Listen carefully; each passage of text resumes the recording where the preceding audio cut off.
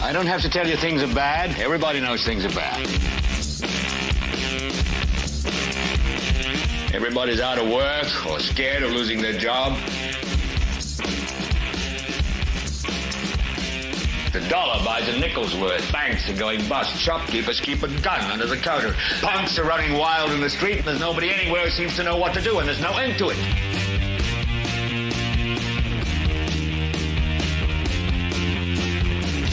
The air is unfit to breathe, and our food is unfit to eat. And we sit watching our TVs while some local newscaster tells us that today we had 15 homicides and 63 violent crimes, as if that's the way it's supposed to be. We know things are bad, worse than bad. It's like everything everywhere is going crazy, so we don't go out anymore.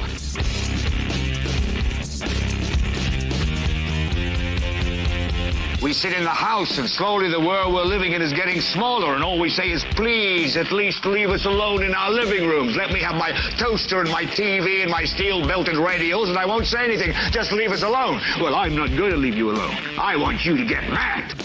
I don't want you to protest. I don't want you to riot. I don't want you to write to your congressman because I wouldn't know what to tell you to write. I don't know what to do about the depression and the inflation and the Russians and the crime in the street. All I know is that first, you've got to get mad.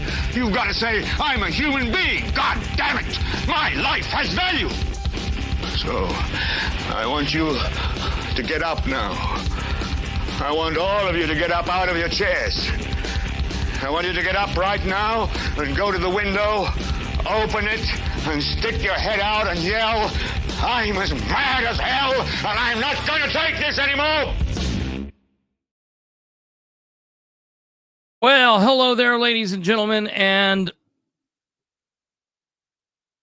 immediately we had a weird pause. Hello there, ladies and gentlemen, and welcome to this 320th episode of the Political Spotlight. I am your host, Kristopher H. Bilbrey, and we are joined, as always, by producer Kate down in the bottom, making sure that everything works. She is pushing the buttons and clicking the banners and making sure that we are at least somewhat intelligent here. Thank you for being here. Thank you for giving us a little bit of your time. I understand that you could be anywhere, and we appreciate that you are here with us. And while you're here, we don't charge you money. We don't ask you to sign up for emails or do anything like that. The only thing that we ask of you is to maybe so kindly feed the algorithms by clicking the bell if you're on YouTube, or give us a like, give us a thumbs up on YouTube or Rumble. Share the show with everyone you know. That really helps out. Spread the word, spread the link. And if you're watching live, communicate with us. Talk to us in the live box over here. We want to hear what you've got to say, whether you agree or disagree, wherever you're at, we want to hear from you. And if you're watching via replay sometime in the future, please comment down below in the chat box. We are bringing this to you live, episode 320, on Wednesday, October 30th. Wednesday, October 30th. Holy crap. 6 more days until the big election, folks. And I don't know if I'm getting more relaxed or more scared. I don't really know. But I know I'm getting more busy, and it's insane. We're about at a fever pitch. I don't really know if I'm even going to be able to hold on. It's like drinking water, not from one fire hose, but like from 10 fire hoses. And it's really, really, really crazy. So if you have not got out and voted, please consider voting. Take your friends with you to vote. To contact your family.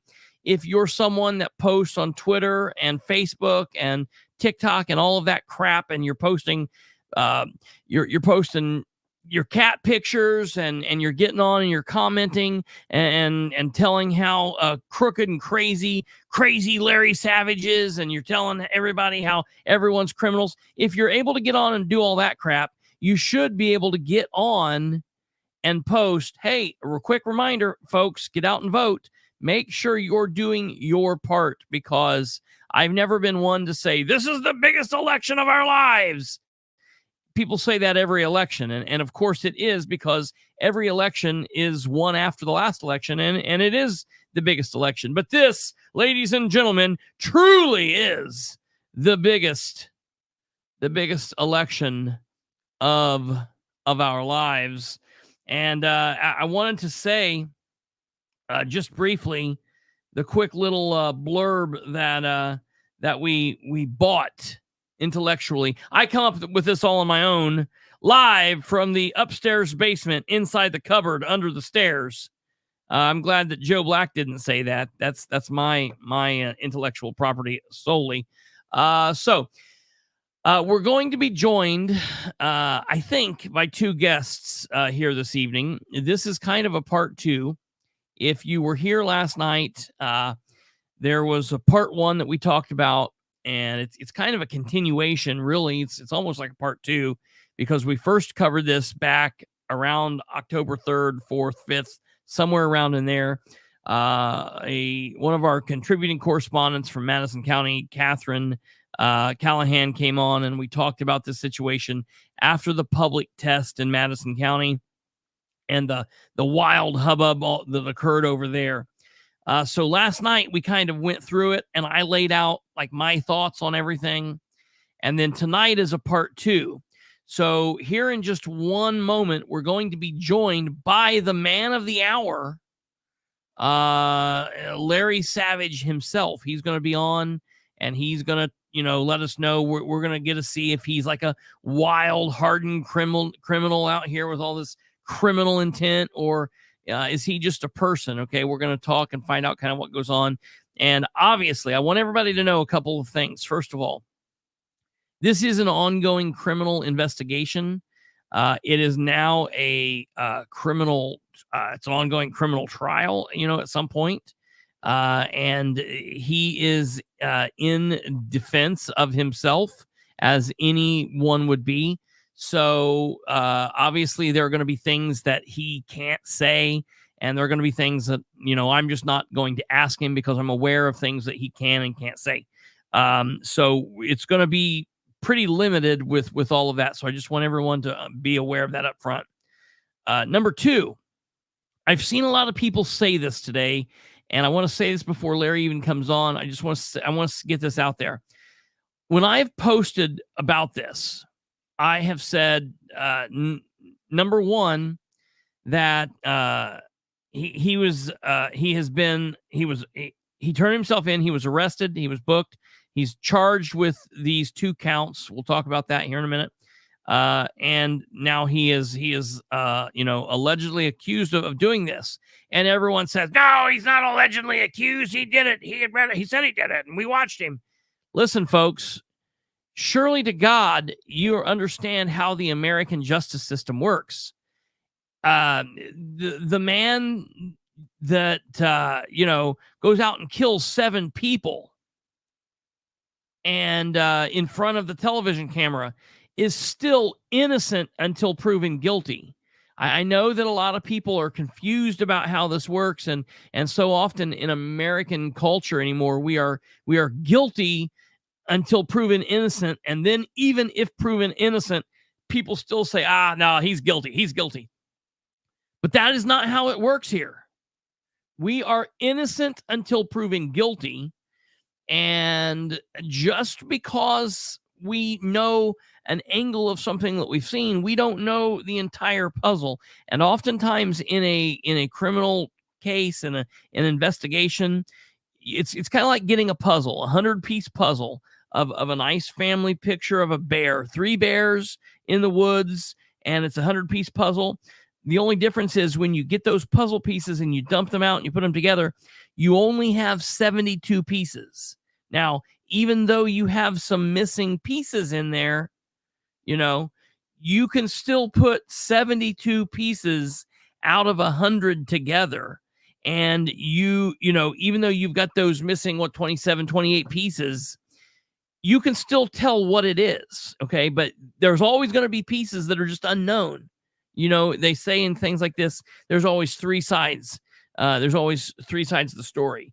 There's, my side, your side, and the truth, his side, their side, the truth, something to that effect. So Just keep that in mind and understand that, there's a lot going on here. I've told you guys where I stand on this. You guys are aware of that.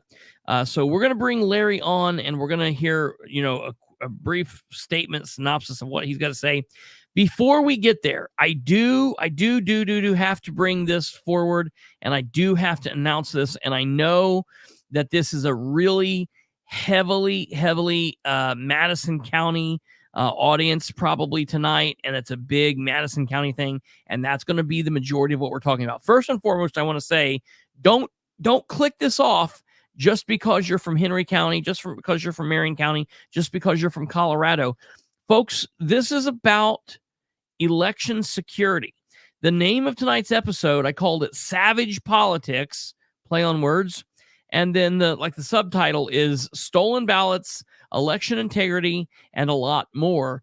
So there's a lot that goes into this, and there's a lot of questions and thoughts and things like that. Okay, so there's a lot that goes on to this no matter where you are. This is a very, very timely and topical type of a conversation right now in our lifetime here in America. So don't just turn this off because you're not from Madison County. That being said, before we get to all of this Madison County stuff, I do need to quickly cover some breaking news. And this breaking news is out of the city of Muncie. Just towards the end of the day today, it has been officially announced. Now, I broke this story back on Thursday, October 24th. What is important about Thursday, October 24th? Well, Thursday, October 24th was the day after the council had their special meeting and approved Ordinance 2324 with the 3 amendments.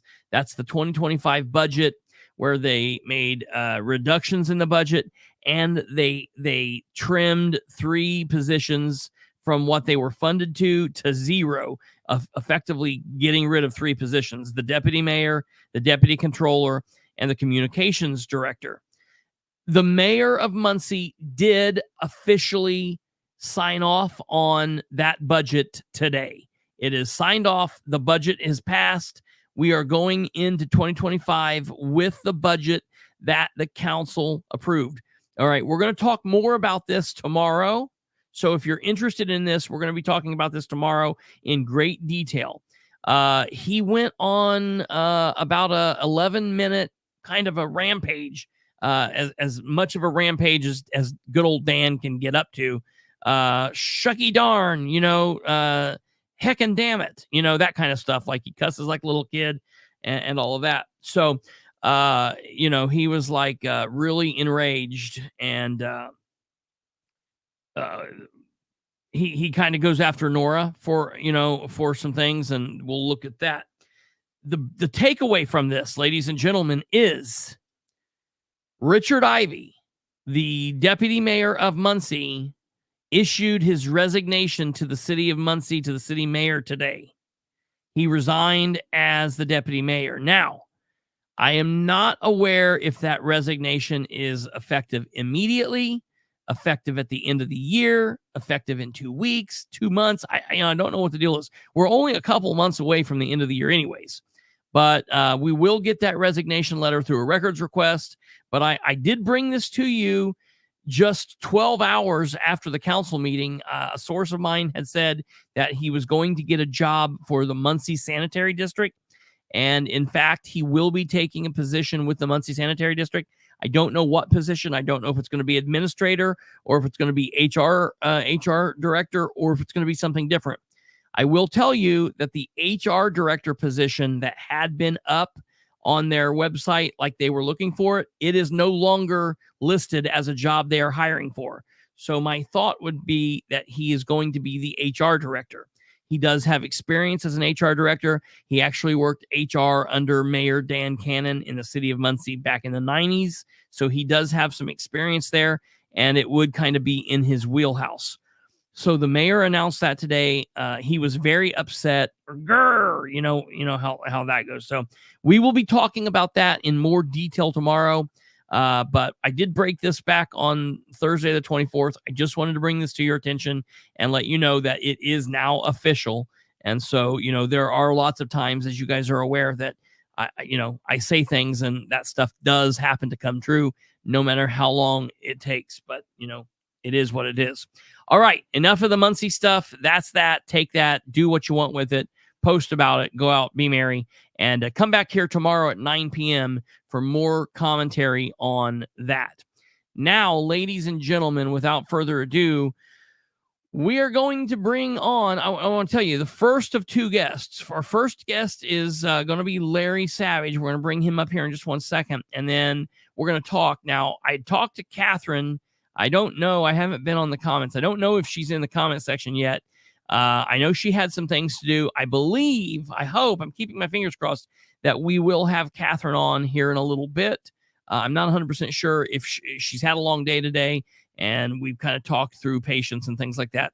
Obviously, she's in the medical field. So hopefully we will be able to connect with her. But our first guest up right now, ladies and gentlemen, is Mr. Larry Savage. Hello. Hey guys, how you doing? How you doing, sir? Hey man, I tell you, I've had better weeks and better days. Yeah. Some of the things I've heard and been sent, some are very positive, and then some of them want me dead. So Yeah. you know, Well, not just me; they want my whole family dead. yeah. I mean, it's Isn't that weird how it unbelievable. works? Yeah. Right. Yeah, It's amazing to me. Yeah, it's a very unfortunate situation. Chris, I entered politics as just a regular person, and that's what I want to maintain my whole life, is just being a uh, a representative for the people of our state and our county and our city. Um, I don't know everything. I There are things that I have have to learn, and it's unfortunate sometimes that you got to learn the hard way, I guess. Yeah. But it's been a hell of a week, and and I appreciate your time.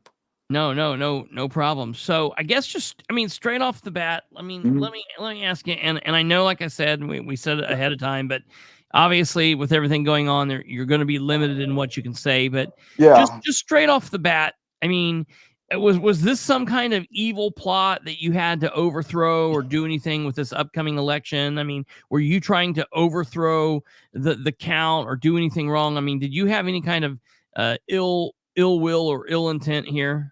No, sir. I absolutely had no ill will, any intentions of hurting anybody or doing anything wrong when I walked into that room. I walked into that room a little bit late, about probably maybe 8 to 10 minutes after it has started. Uh, I went there to be educated, to learn about the process. We've had a lot of close elections in Madison County. I mean, Rob Josiak loses by 3 votes. John Bell loses by 3 votes. It's There's a lot of things that are very suspicious sometimes, and you get involved, and you're like, man, I want to know the process. I want to know what's going on. And that's all that was on the 3rd of October, was me going down on my lunch break to get educated by a couple idiots that need to be educated themselves. Right. And it's, if they couldn't teach us anything, it's just pure chaos in that building at that time when I was It in there. was. Have you ever been? How many public tests have you ever been to before? So that's the first one. Okay. That's the very first one. I watched the public test last year on the Board of Elections when the reason why I really wanted to go to this one, and I'm not going to hold back a lot. There's a few things I just can't say, but I went to this election because of the way Mrs. Crooms was this election board meeting, because of the way Mrs. Crooms had been treated and intimidated and backed down last year. That pissed me, or a couple years ago, maybe. No, it was actually in the primary. It was this year in the Yeah, it primary. was this year. Yeah, Yeah. that's right. I've had running for Congress and city council. I've had a quick Right. couple of years. Yeah. I was pissed that this man, and if you go back to the Anderson debate, I'm sorry, I got dogs, so they may bark every once in a Oh, while. you're fine, bro. But if you go back to the debate in Anderson, I called out the Republican chair. I'm not going to go into what I said or what I did in that debate, but it's on video. You can watch Yep. it. I'm not a big puss. Okay, I'm not. I'm going to stand up for what's right. I'm gonna. If I make a mistake, I'm going to own it. Yeah. And this just seems like a lot of mistakes are always made in this county, and even in this district state. It's getting time, and I just felt called to fight when the whole Bingham Square thing went down. I went in to fight for people. Um, to fight for people that are living in less fortunate situations than I am. Sure. So that's really what spurred me to get into politics, is because of what was going on the west side of Anderson. And that's why I kind of got in the game, because I want to fix things that are broken. And that's kind of was my intent of going to that Board of Elections meeting, was to be educated and to make sure that we the people, we the public, can go to a public meeting and have civil discussions. And apparently that just can't happen at the Board of Elections in Madison County. It just It can't. seems like it can't happen at many of the public meetings in No. Madison County. It seems to be kind of like an ongoing problem. Well, it's unfortunate, man. It's really bad. So I want to ask you a question, probably the most important question.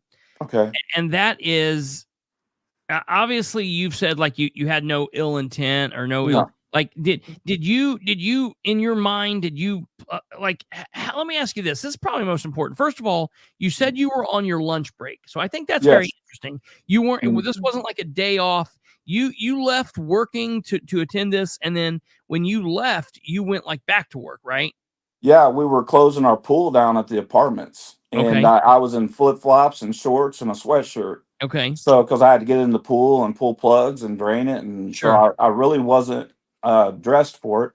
But I was called and said it was happening, so I went down to watch and to observe.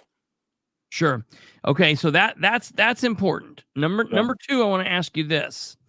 First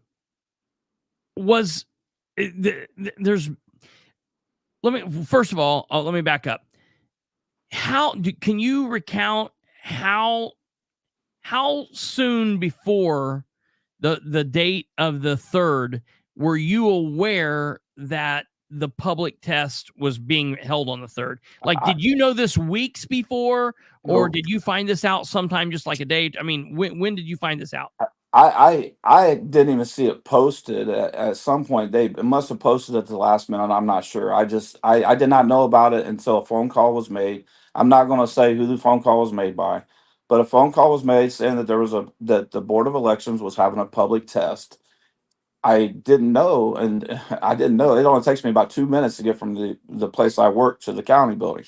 So I just didn't know. I was told I was told, come down, or it's crazy down here. You got to come down here. So that's why I went. Well, and so obviously, I hope people can see the reason out there is like this wasn't like something that you were like plotting and thinking about for weeks and months in advance. Like, all right, I'm going, here, this is some kind of major big conspiracy. That leads me probably to one of the biggest questions, other than the last question I'll get to here in a minute, which is, there's been a lot said about, this type of almost conspiracy between you and a couple of other individuals. And so I'm just asking you, be honest with me up front. Was anybody aware of what you were doing or what you were going to do or what was going on ahead of time? Were you working with individuals, or, did you notify anybody ahead of time what was going on? What's the thought there? No, so I look, I know what you're talking about. I'm dead ass honest. This is on my wife and my kids. I did not work with one single person in collusion to do anything wrong at that election building. The lady, I'm gonna say her name, Catherine, and I were friends. Sure. Okay, I would never do anything to hurt that lady. That lady is a patriot. That lady is going down there on on her breaks and taking time away from her practice to go down there and make sure that there is transparency in our government. She has uh, been doing a fantastic job. Her and Mrs. Crooms have been doing a fantastic job. At no time did we collude to go down there and do anything that was illegal. At no time, and it's unfortunate. Okay. It's unfortunate that they got to go this way with it. The only thing that people are guilty of is fighting for your freedom, fighting for your transparency, fighting for uh, you to be able to be an American. And we're fighting.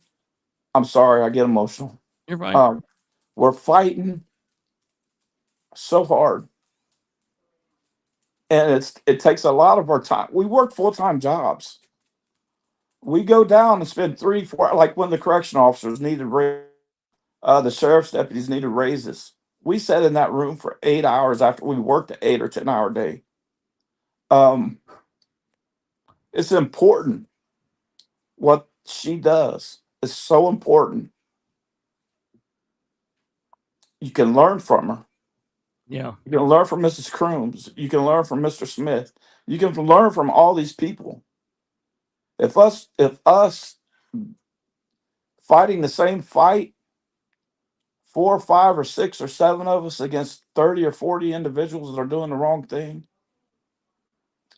what the hell, whatever you got to say. But she did not at any time did we collude to do anything wrong at that meeting. In fact, I walked past her while she was being detained in the hallway. I just asked her if she was okay because they were razzing her in the hallway when I About walked in reporting.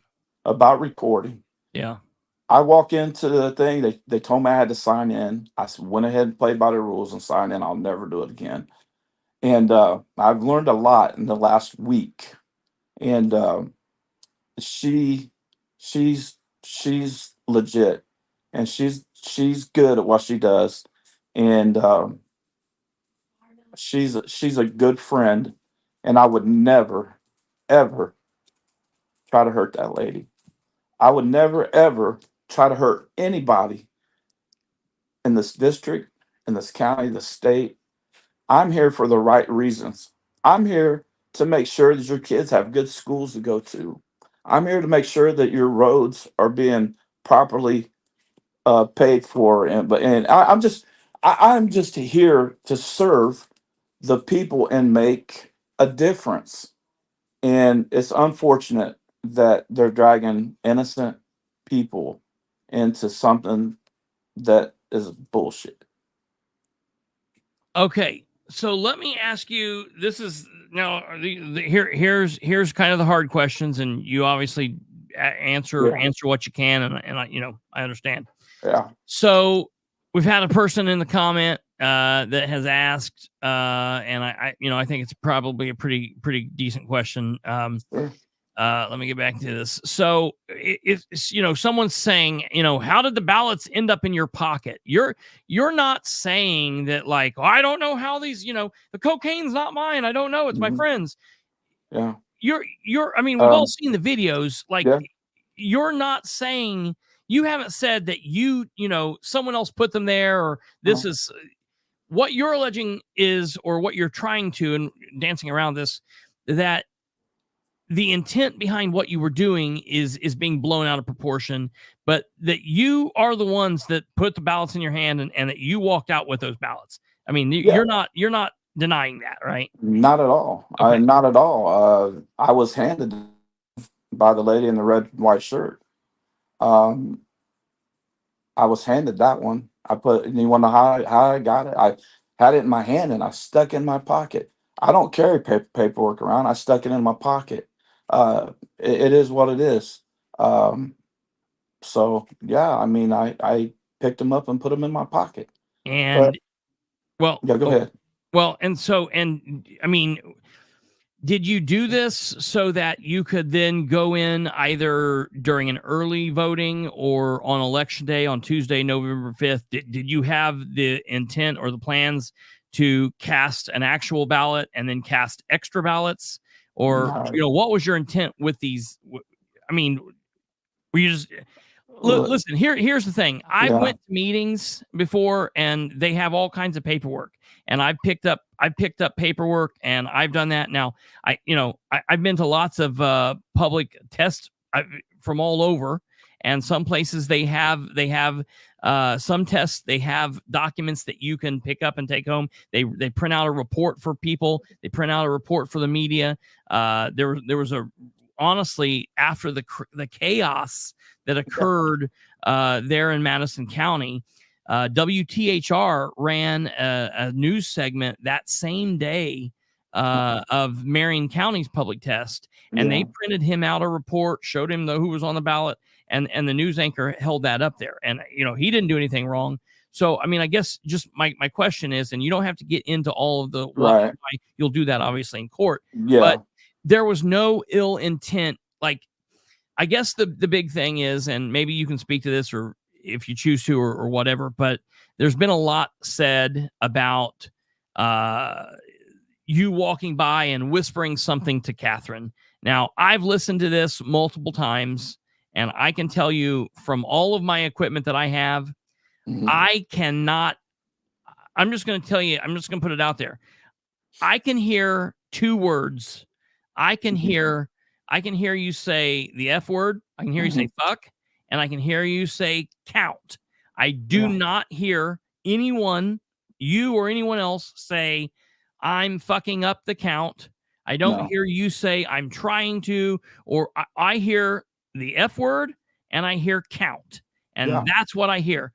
yeah. Is there, So I'll give you what I can give you. That I said this is I pretty much I can't remember. I'm 51 years old, so I can't sure. remember exactly what I said. I really haven't got to examine that what you're talking about. Mhm. I I believe I told her this fuck that count. I gotta go to work. I was on my lunch break. Um, I'm pretty sure I don't know if that's exactly how I said it, but it was. I know I said this is fucked up or something. I got to go to work.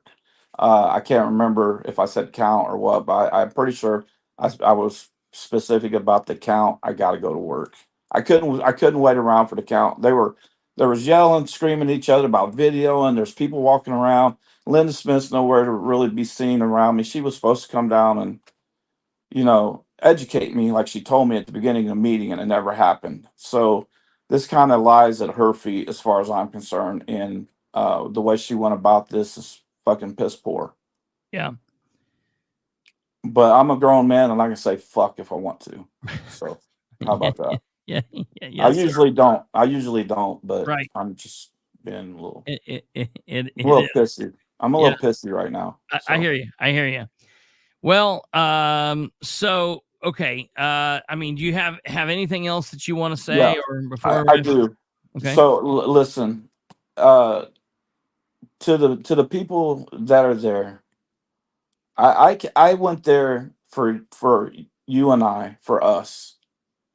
Um, I went there with no malintentions. I went there to serve the people that voted me in as a precinct committeeman in this city. I went there to serve you. I went there for the people. I want bigger and better things for us.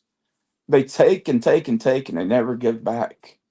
And it's time for them to start listening to the voters. It's time for them to start fixing things. That's why we got to get involved and hold people accountable. And that's amazing to me that they'll come off on me the way they're coming off on me, but other people commit bigger felonies and bigger things and all this stuff that goes on up there. and they walk through that Sally Port. They violate your civil rights. They violate every little law they can violate, so they can keep their little barrier around their troops. Um, I just want fair, firm, consistent elections. I want fair, firm, consistent rules that are for everybody. That uh, it's a level playing field, whether you're black, white, Republican, Democrat, Independent, whatever you are. I want it to be fair. I don't give a shit about being a Republican. I give a shit about us. I give a shit about you and your family. I want to make a mark before I go. I got probably 15 to 20 good years left in my life. I survived a horrible, horrible car wreck 5 or 6 years ago. I survived a gunshot wound 5 or 6 years, about 5 years ago. I tried to take my life over it. I have, I have fully recovered from those things. God left me here to do something for you and for us. And that's all I want to do is serve you, serve the people. That's not any bullshit. That's real. That is really truly the way I feel. And there are a lot of people up there that can't handle that. They don't want people like that. And it's unfortunate. But listen, I did everything that I've ever done has been to do the right thing and for us, for the people. And you know, if that's wrong, then I guess I'm going to be wrong 100% of the time, because I'm here to serve. And I've been that way my whole life as a paramedic or an EMT. Life-saving awards, just homeless issues. There's video going around of me doing CPR on a homeless man uh, at the Republican convention in Fishers. I ruined my suit because a guy was bleeding to death, and I used $100 tie. It was my dad's tie he left me, uh, wrapping a tourniquet. And I'm there in front of some of the richest, biggest people in our state, and none of them would help this guy. And I had to, my heart, a servant's heart. I ruined my clothing and was going to go home, but several of the people, Dan Burton, Victoria Sparks, and all those, they gave me a T-shirt. I took a couple pictures with police officers that helped me, um, and I stayed.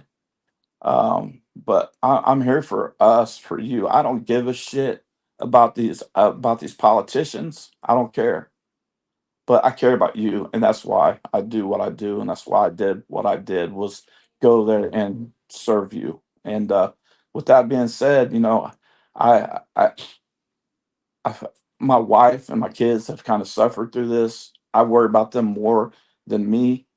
Um, so I truly and I um, went went there to serve, and that's the truth. I appreciate that. Before we wrap up here, there's Yeah, two questions that spurred questions I think that I should at least give you the chance to ask, and you can decide yeah, what you're going to do with these. Number yeah. one, and this is something that I've seen over and over and over and over, and just maybe you can say a yes or a no. Um, did you do you think that you went there, or that what happened? Were you trying to teach a lesson or prove a point, or were you looking at it like that? No, Okay. no. And so then the other question is Brad Sawinski, which is a commentator on the Mouthwash podcast. I think you've been on the Yeah, program before. yeah. I have. Brad's asked, can he explain the comments to Callahan about the text message, which, from my opinion, and from what I know or what I believe, occurred after all of this, that says, "Sis, they say anything about the ballots I took?" Yeah, I don't recall make that text, but I that's something I'll have to look at. I mean, it's been a month ago. Sure. I had Let a me ask bunch you of people. this: if Yeah. if they are saying that text exists, do you Mhm. deny the text? No, I no, Okay. not at all. No, but I want to, listen. I want to say this. I believe the cis was did. Okay. Did Okay. they? How the text? What'd you say? How to read? Did So they? that's the thing. That's interesting too, because I've known you talking to Catherine, and I've never heard you Mhm. say sis. You guys are No. obviously not related. Now that's a term of endearment that people could call Mm, somebody. But when I yeah. read this, I assumed that this was, did they say anything about the ballots I took? Not Yeah. sis. Yeah. Because you could see how it could go either way. Like, sis, they Well. say anything about this? Or I thought it was Yeah. did too, but whatever. Okay. So I'll give you a brief answer on that. If I did, if I did say that, I do remember. I was watching video and they were short. And after that, I had realized that what I mean, maybe whatever, and maybe that spurred the text. Okay. But I didn't go there to steal anything. So if that makes any sense, I didn't do that. All right. Well, I appreciate you coming on and talking with us, and we'll obviously follow this as this goes Yeah, along, and yeah, keep us up to date with what yeah. happens. God bless you guys and pray for me for real. I want to be able to serve this community going forward, and hopefully this all gets straightened out. And maybe, just maybe, God works in mysterious ways. Maybe this might open some doors for some people's walls to fall down. And Absolutely. I appreciate your time, and I'm getting addicted to watching your show. So I'll sit Well, here with my wife and watch and see what you guys are going to do tonight. So, all righty, sir. I all appreciate it. right. Thank you guys Yes, very sir. much. Yeah. Thanks, Have a good Chris. one. Yep, you You too. too, bro. Bye bye. All right, ladies and gentlemen, that was Mr. Larry Savage. Now, listen, I want to say a couple things before we get going here. Before we get into more stuff here. First and foremost, I'm going to tell you where I stand on this. We talked about this last night, and I've told you guys what I thought about this from the very get-go. I think what's happening here is we all now have the opportunity to look at what happened on the 3rd, and we're looking at everything at once. We're looking at a picture of what happened on the 3rd.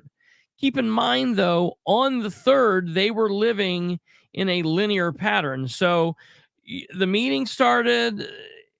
He got there after the meeting started.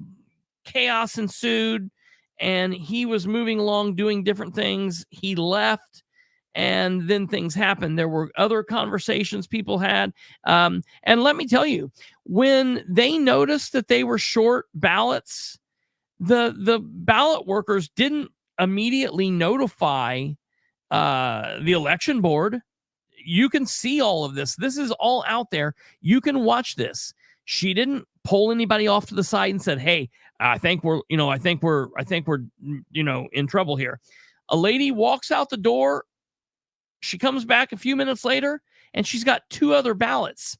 In my opinion, first of all, whatever you want to say about what he did, all right, we've now got Rodney Cummings on an interview saying, that's corruption. That's the first thing he starts with. Now that's corruption.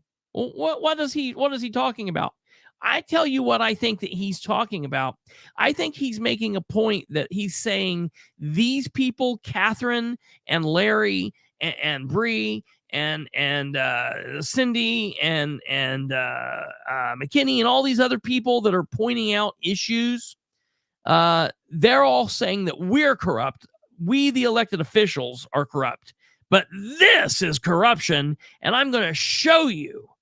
And so what I think is he gets into talking about, like, he says, if he wanted to, he could have taken those ballots and voted, 2 extra times if he wanted to.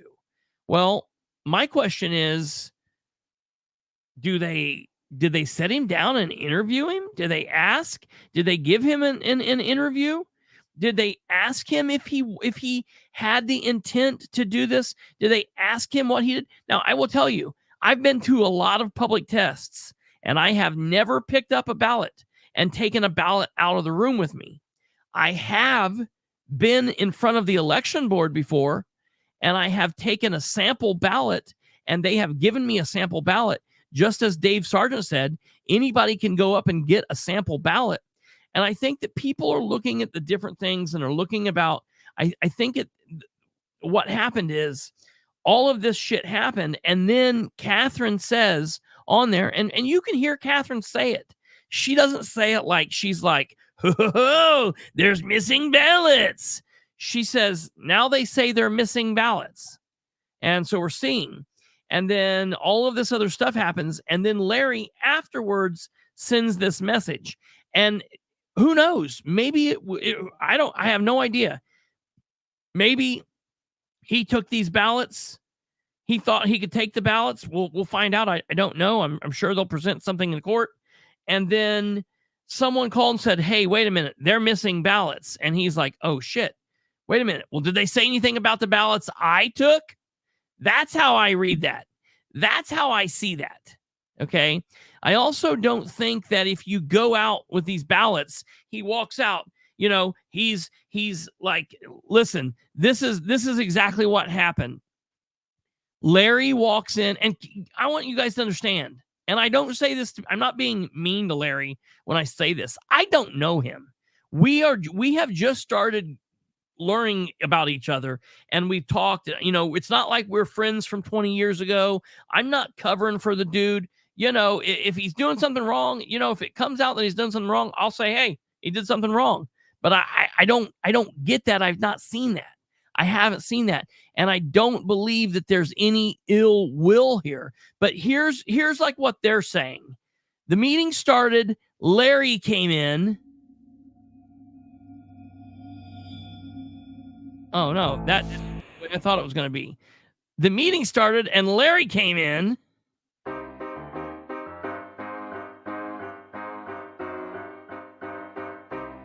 And then he took some ballots and hid them under his cape, and he walked out, dropping smoke bombs so nobody could see him.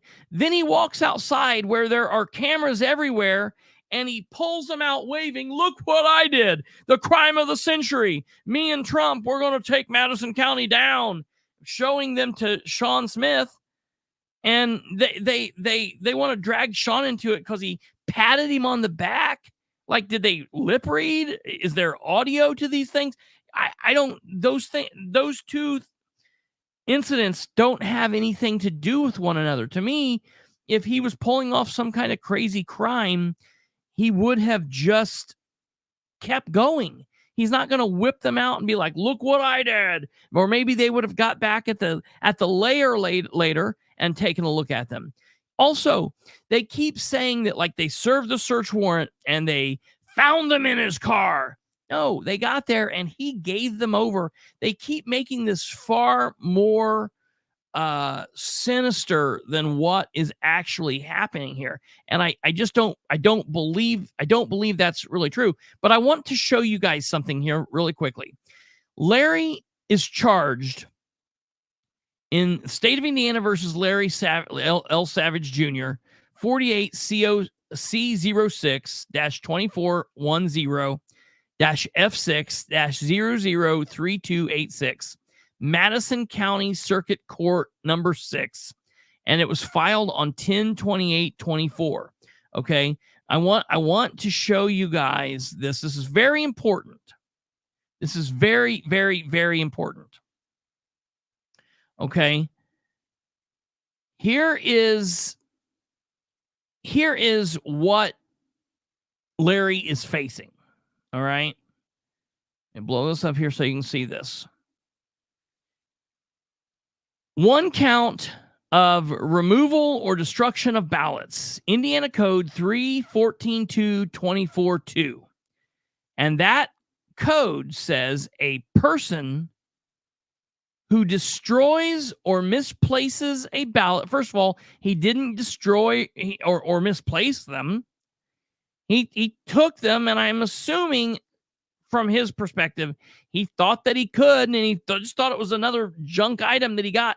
I don't think that he had any intent to do anything with it, man.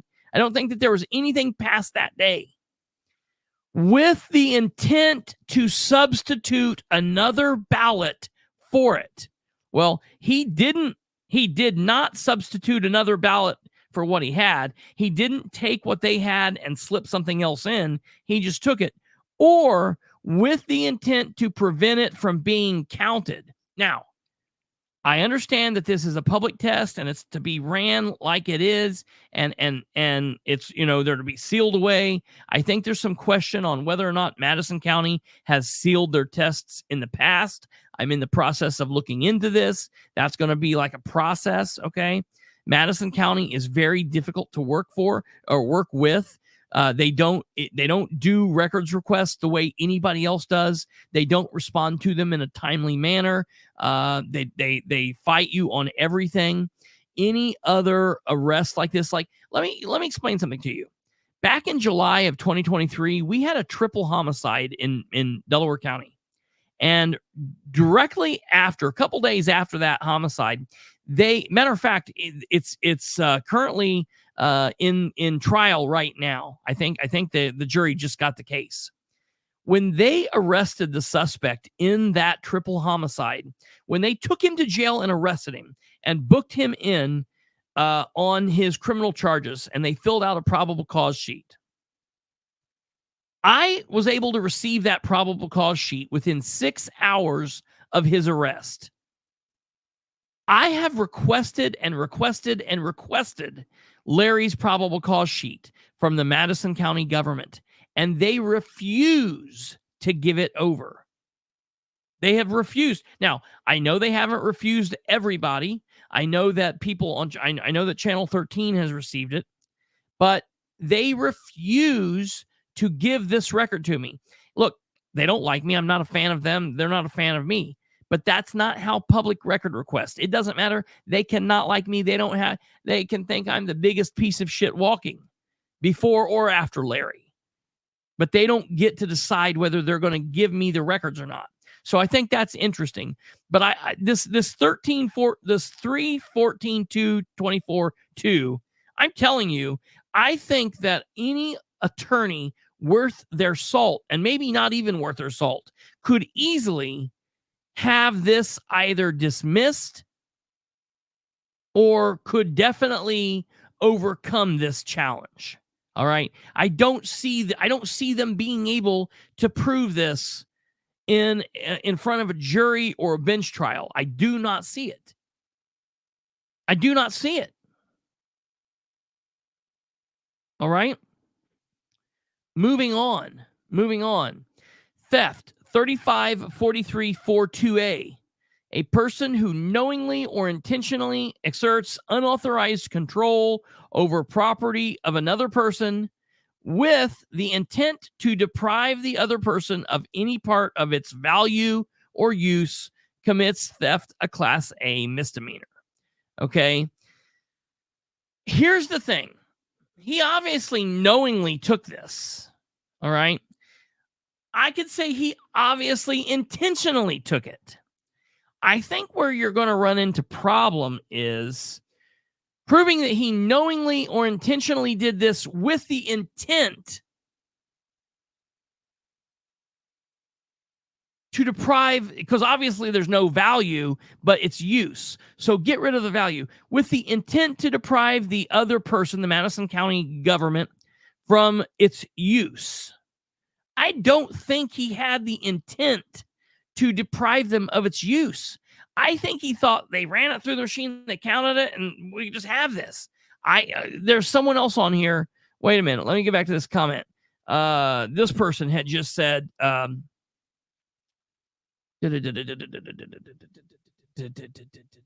see, DC. I think Mr. Savage thought he would be cute taking the ballots and didn't know that they were considered live ballots.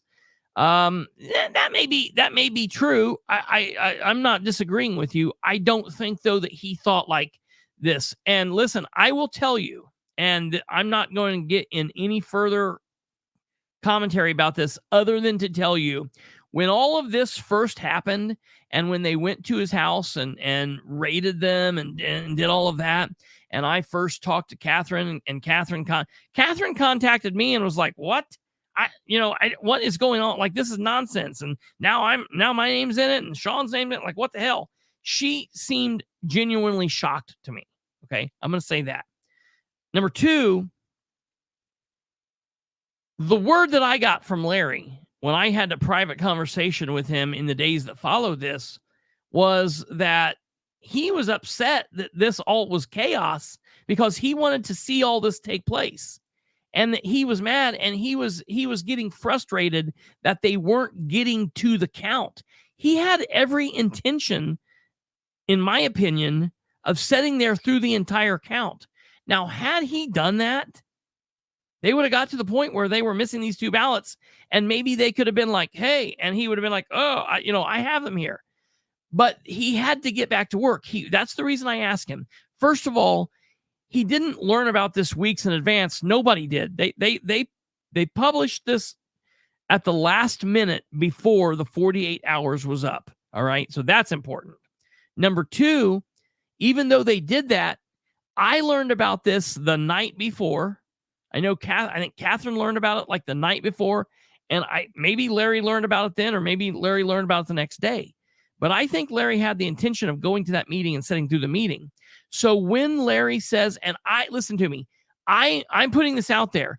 Anybody out there that says that Larry says to Katherine, I took the ballots to fuck up the count, bring me proof of that.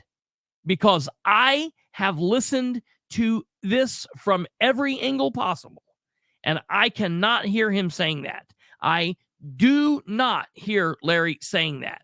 I hear Larry say the F word, and I hear him say count. Now, could he have said, F this count, I'm out, I'm going to work, or going back to work, or, F these people, this count's stupid? Who knows? I have no idea.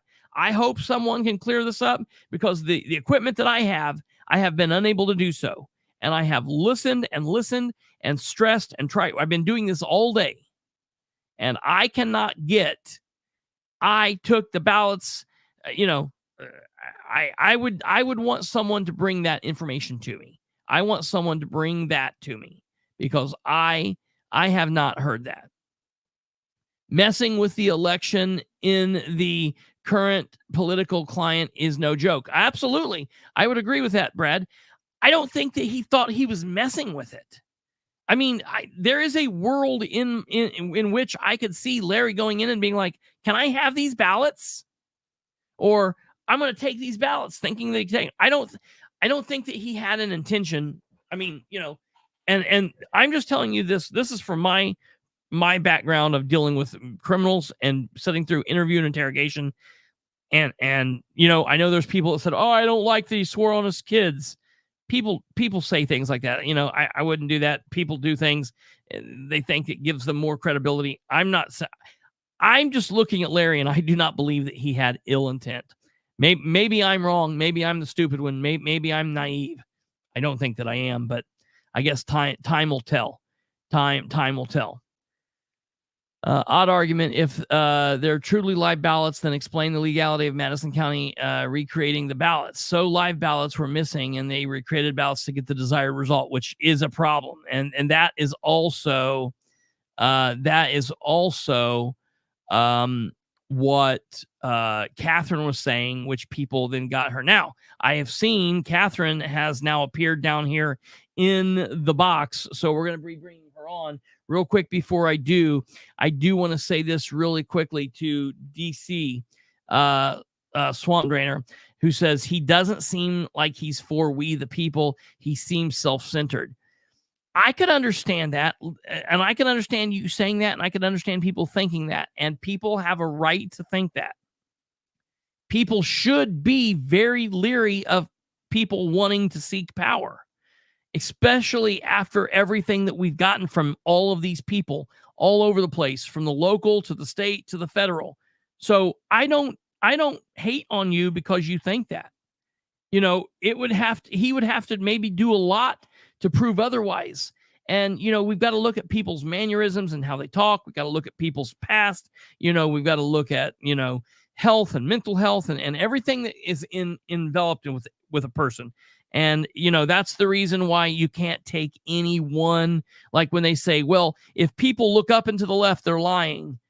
Well, yeah, unless that's how they communicate and that's their normal everyday, you got to get a baseline understanding of people.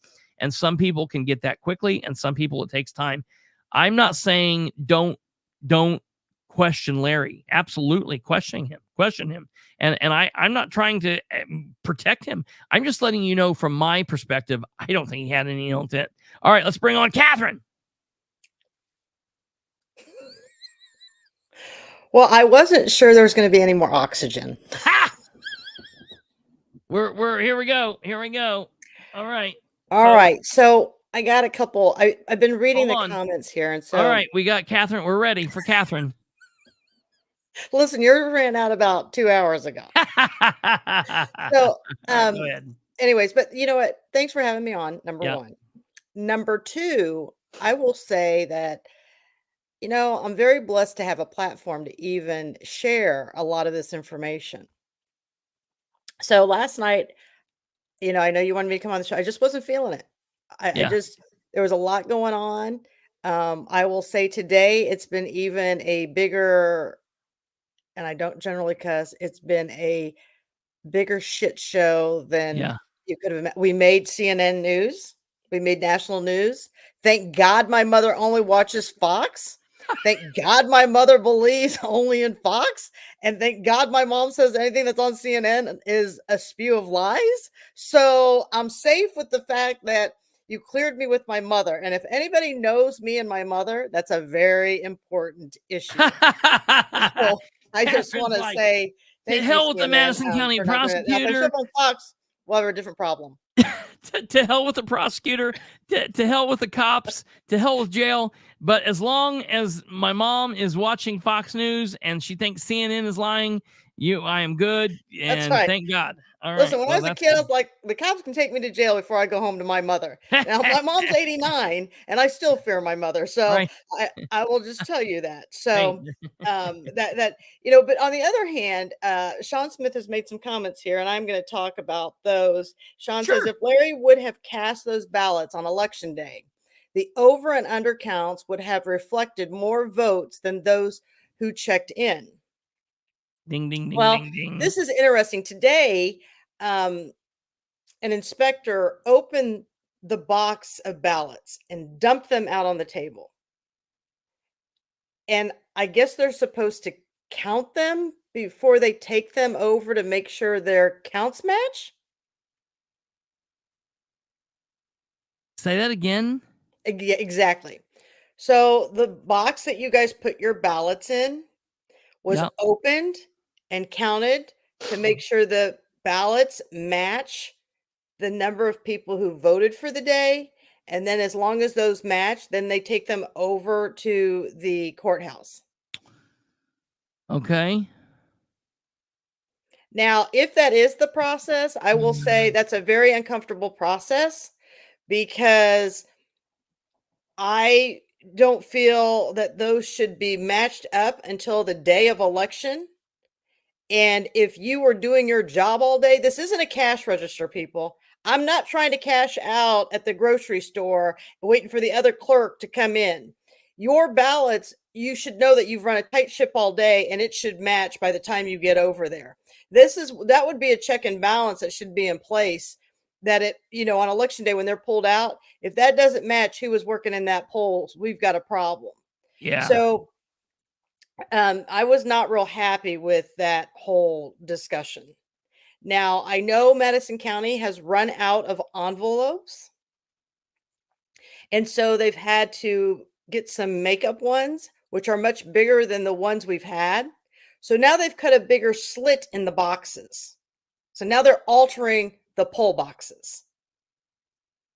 I mean, this is people, if you're in the polls, if you are in line, you need to be videoing and watching what's going on. Monday, they came out and closed polls 20 minutes early, putting a chair at the end of the line. You can't do this. Yeah. Have we ever got an understanding on why they did that? I tried finding this out. They wanted to go home. You understand these people are volunteers? Yeah. No. Yeah, You that's not. understand that when you sign up to work those Yeah. polls, you have signed up to work those polls. You Yeah. have to understand this is a presidential election. Look at 2020. Those were some long lines, which I know that we've come on to talk about one thing, but since Talk I've about whatever you want. come here, some interesting information has developed. So there was a newspaper article this morning. Kate, you have it in your in Facebook Messenger. Chris, you do not. And it's Okay. a newspaper article that I found just a few minutes ago that came out this morning. Okay. You're Did going to have to send it to me anybody because Kate's did, not here at the moment. did anybody in the county know that we had an election board hearing yesterday morning? What? What? Now I want people to read this article with me and ask and tell me if you're getting the same thing that I'm getting out of this. Okay, so now I'm going to preface this just a little bit. You're supposed to give 48 hours notice to the people. Yeah. Okay. So wait a minute, let's not start with that article. Let's actually start with the rules. Okay. Maybe Yeah. that's it better. Let's do some education here tonight. Okay. So let's see here. So I called an acquaintance of mine, Sean, because God forbid somebody says a friend or anything more than that. So I said, "Did you know there was an election board yesterday morning?" He's like, You wait a minute. You mean a conspiracist? "Well, I mean, A we're just trying to take over we're the wackos, right? I mean, I don't know." okay. So Did you send me the rules? All right, I yeah, I just got sent it them. to you. So I called Sean and I said, "Can we have emergency meetings for this for election board meetings?" Here's a news flash. Rodney Cummings, Indiana State Police. Sean says, "Let me look it up. Let me research and investigate this really quickly." You see how that works? Instead of Mm-hmm. shooting from the hip. So Mm-hmm. it says if a meeting is called to deal an emergency involving actual or threatened injury to a person or property, or actual or threatened disruption of the governmental activity under the jurisdiction of the public agency by in any event, then the time requirements of notice under the section shall not apply. But one, news media which have requested notice of meetings under subsection B2 must be given the same notice as given to the members of the governing body. Ding, Two, the ding, public ding. must be notified by posting a copy of the notice according to the subsection B1, which is generally 48 hours. This section shall not apply where notice by publication is required by statute, ordinance, rule, or regulations. Now, I know that it's going to be, it was up there. No, it wasn't, because let's look at the news article. I mean, I understand. I'm so sick of people talking about my degrees because, like, we spend 2 semesters on just critiquing research articles. That's all we do. Yeah. And so let's critique this one. Okay. It says heavy turnout, staff added at 5 early voting sites, more than 15,000 ballots cast in Madison County. The Herald Bulletin, and it says Anderson, as a result of high turnout for early voting at satellite vote centers in Madison County, additional staff is being added. The Madison County Election Board voted Tuesday to add an additional judge at each of 5 sites: Pendleton Community Public Library, Alexandria 4-H Fairgrounds, Elwood City Hall, and 2 Anderson locations: Crossroads Global Methodist Church and Madison Park. More than 4,000 ballots were cast Monday alone at the satellite location. Since early voting started prior to the November 5th election, a total of 15,242 ballots have been cast. This is going to be amazing. This is going to be an amazing election. Okay, that was my editorializing here. All right. According to the Madison County Clerk's Office, 10,802 people have cast ballots at early voting sites, and 4,158 ballots have been returned by mail. During the 2016 presidential election, about 9,000 people voted early. The early voting total was driven higher during the 2020 election by COVID health measures. Voters are being encouraged to cast ballots at the Madison County Government Center to avoid waiting in long lines. The King and Lord of Darkness, Russ Willis, president of the election board, said he and board member Tim Linnane visited several sites Monday. Now stop right there. So when did open voting start? Saturday. Yeah. Saturday started in this county. Okay. Okay. And the lines were long. Then you visited Monday. You met on Tuesday. And you made this change today. Where's my 48-hour notice? You made the change today when? This is this morning's paper. This came out last night in the middle of the night. Okay. There were there was no notice. Yeah. These guys made this, and here's the thing, and I'm going to call them dipshits, okay? Because at the end of the day, there were long lines at the county building before we opened our satellite. So why weren't they proactive? Oh, here's a major news flash. Did Madison County make national news in 2020 for having lines for 5 or 6 hours? Did they blame Kelly Gaskell, the commissioner? Yes. So what did you do? They came in, they said, we need more machines, right? So, oh, great, we need more machines. So they got them another extra 170 machines. Now here, everybody in Madison County, we have 320 voting machines. We have 60 tabulators. And then we have 60 poll buckets, okay? Or whatever we're supposed to have. I don't know. What's a poll bucket? Here's the thing. We should be testing more than 4 machines. The law doesn't say test the tabulators only. Yeah. I mean, so I don't even think that this election is valid because they didn't test the proper number of machines. Here's another news flash. I requested the certification of the testing. I still haven't gotten it. Marion County gave their certification to the news the same day they actually did the testing. So where is it? Yeah. I mean, I'm up to here. But let me tell you what we've shown everybody. Okay, what we've shown everybody is when it is their issue to silence everybody and they can't silence you, they want to derail you and throw this other stuff into the air. Fine. Should he have taken the ballots? I don't know. That's not for me to decide, right? That is for somebody else to decide. Were these live ballots? I don't know. You know why? Because you got Rodney Cummings on one hand saying that there's nowhere on there that says it's a test sample ballot. And then you got the news reporters saying it's written on there that it's a test sample ballot. I have no idea what's going on in this county because it's complete chaos. And you know what the hardest thing to do is? The hardest thing to do is to remember your lies. Yes. The easiest thing to do is to remember the truth. Yes. I don't seem to have a problem with the truth. Yes. So in one news clip, you'll hear Rodney saying one thing. Another news clip, you hear him saying another thing. I'm like, you people don't even know what your narrative is. And then you got Ken Delabastide, who is clueless. And let me tell you something, Madison County. I mean, we can get on with that article, but here's the real deal. You know, Biden has memory issues. He's had them for a while. Okay. Nobody wanted to mention it. Sean Smith, for a couple of years, myself, we've been mentioning the fact that this guy can't seem to get an article right to save his life. Yeah. Okay. So we've been screaming at you. The guy probably is demented. He's probably getting too old to continue on because what was published in the paper yesterday, yeah, that I could just vomit all over that. He didn't investigate anything.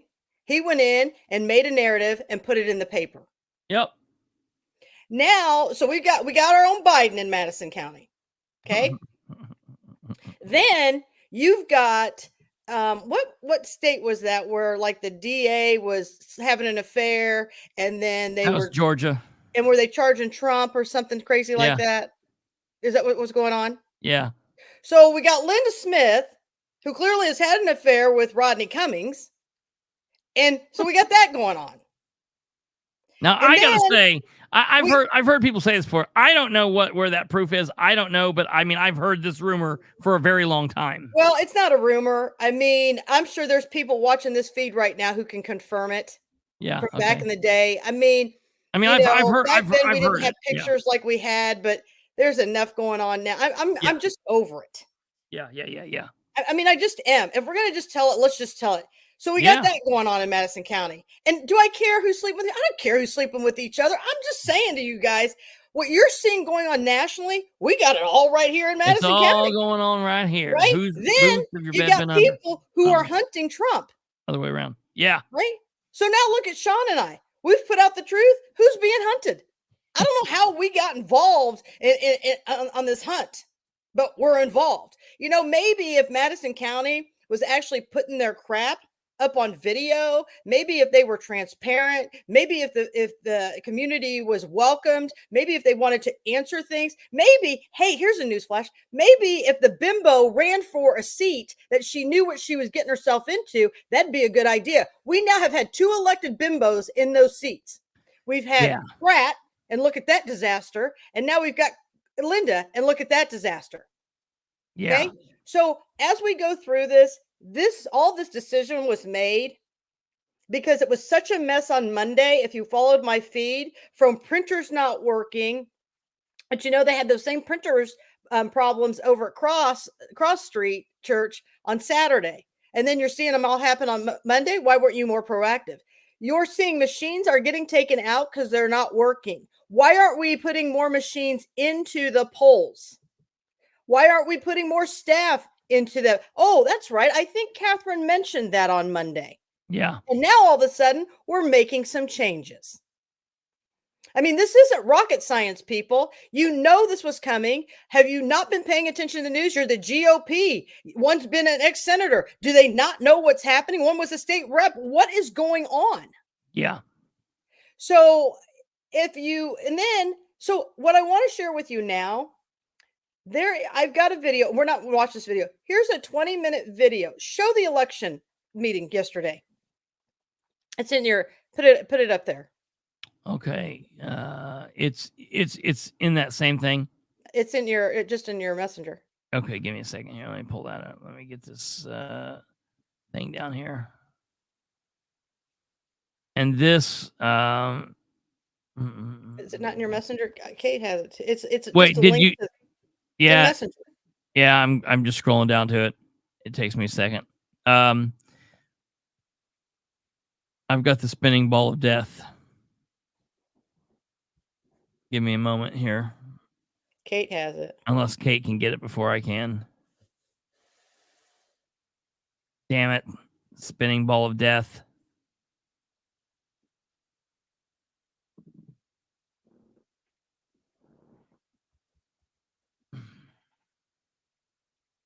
Stand by, folks. Unless. Does Kate have it? I got it right here. Okay. All right, we got it. Let's see. Well, maybe. It's pulling up.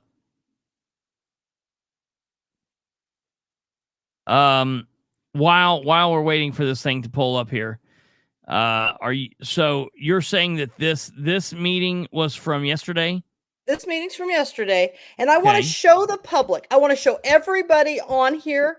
This is exactly how they like it. This is what they want done. Well, you know what? It's wrong. Yeah, here we are. This is not the Russ Willis election or the Rodney Cummings election. I get it. You've got the Herald Bulletin that you buy ink by the barrel. I get it that you think you have your own platform and you can push out your own narrative. Yeah, I'm not buying it. I don't care.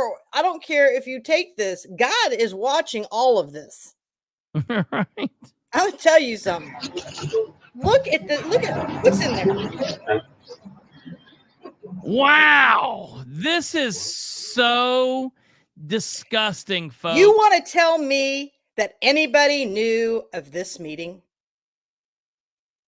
This right here is election tampering. This right here is the bullshit that's going on in Madison County. And you know what? At this point, I know I've got patients watching this. Yes, I am pissed off.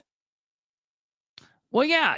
Let me tell you why. And you talk about this or don't talk about this or whatever, but your name is being ran through the mud. Yes. Your name is being ran through the mud. Sean's name is being ran through the mud. I mean, I guarantee you, if they could throw Nicole in there, or if they could find a way to to tap the fat guy from Delaware County or whatever else, they do whatever they could do, and here's the thing. People are so lined up to talk about, oh, the Democrats are going to steal the election for Biden. And, oh, look at this MAGA Larry. He's horrible. Look what he's doing. He's trying to do it. This is what people should be pissed off about. Exactly. We should all be coming together and be pissed off at this. These are all your high elected officials in here. Look at this. I believe that's Terry Austin sitting there with Kendall Bastide. Yeah. Right? Yeah. You got Russ Willis, who's a criminal, sitting up there, who has violated the canvassing rules. You got Linda Smith, who clearly knows what she's doing because she's on some rampage. And then you got Lannon. This is what should be charged right here. And where is anybody? Where is anyone? Nobody. This is nuts. So this is my point as we're leading into how we're going here. So yeah, I'm a bit peeved about all of this, and I haven't had time to listen to this because I just tripped over all of this at the last minute. For the machines, and that let's listen to him as they open up the meeting. We don't have to listen to this whole thing, and what was but great, I want to hear them. They had it going before the meeting ever started. They didn't do that when we were doing the testing of the votes. Yeah, right. Oh, look, here's a sidebar. Yeah.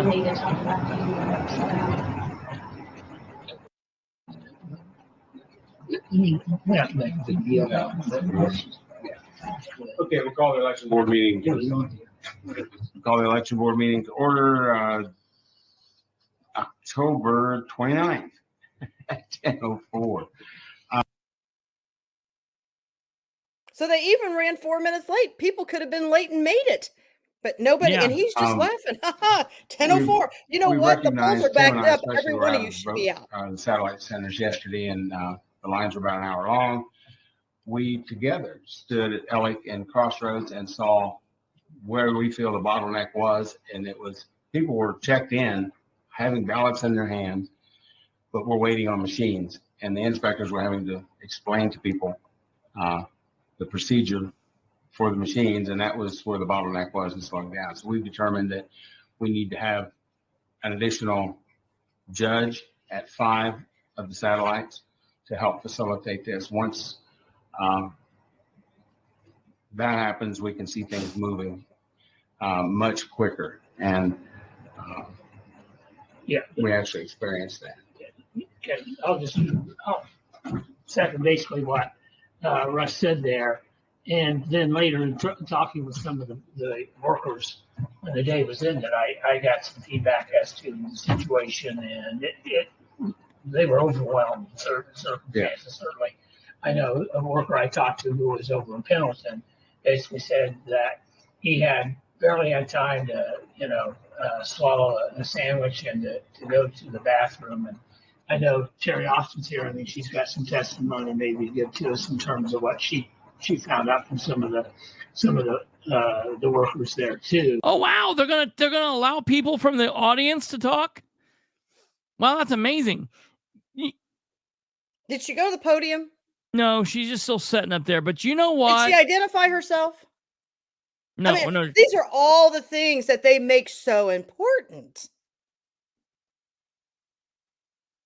You know what's really bad about this is they think in their minds that no one is here because they've taught those assholes a lesson. They think, oh, look, this is how it needs to be. We finally got in Madison County for a long time. Yeah. Right. Absolutely. We finally got that bitch in her place. We've got Larry. We've got Larry down. He's a criminal.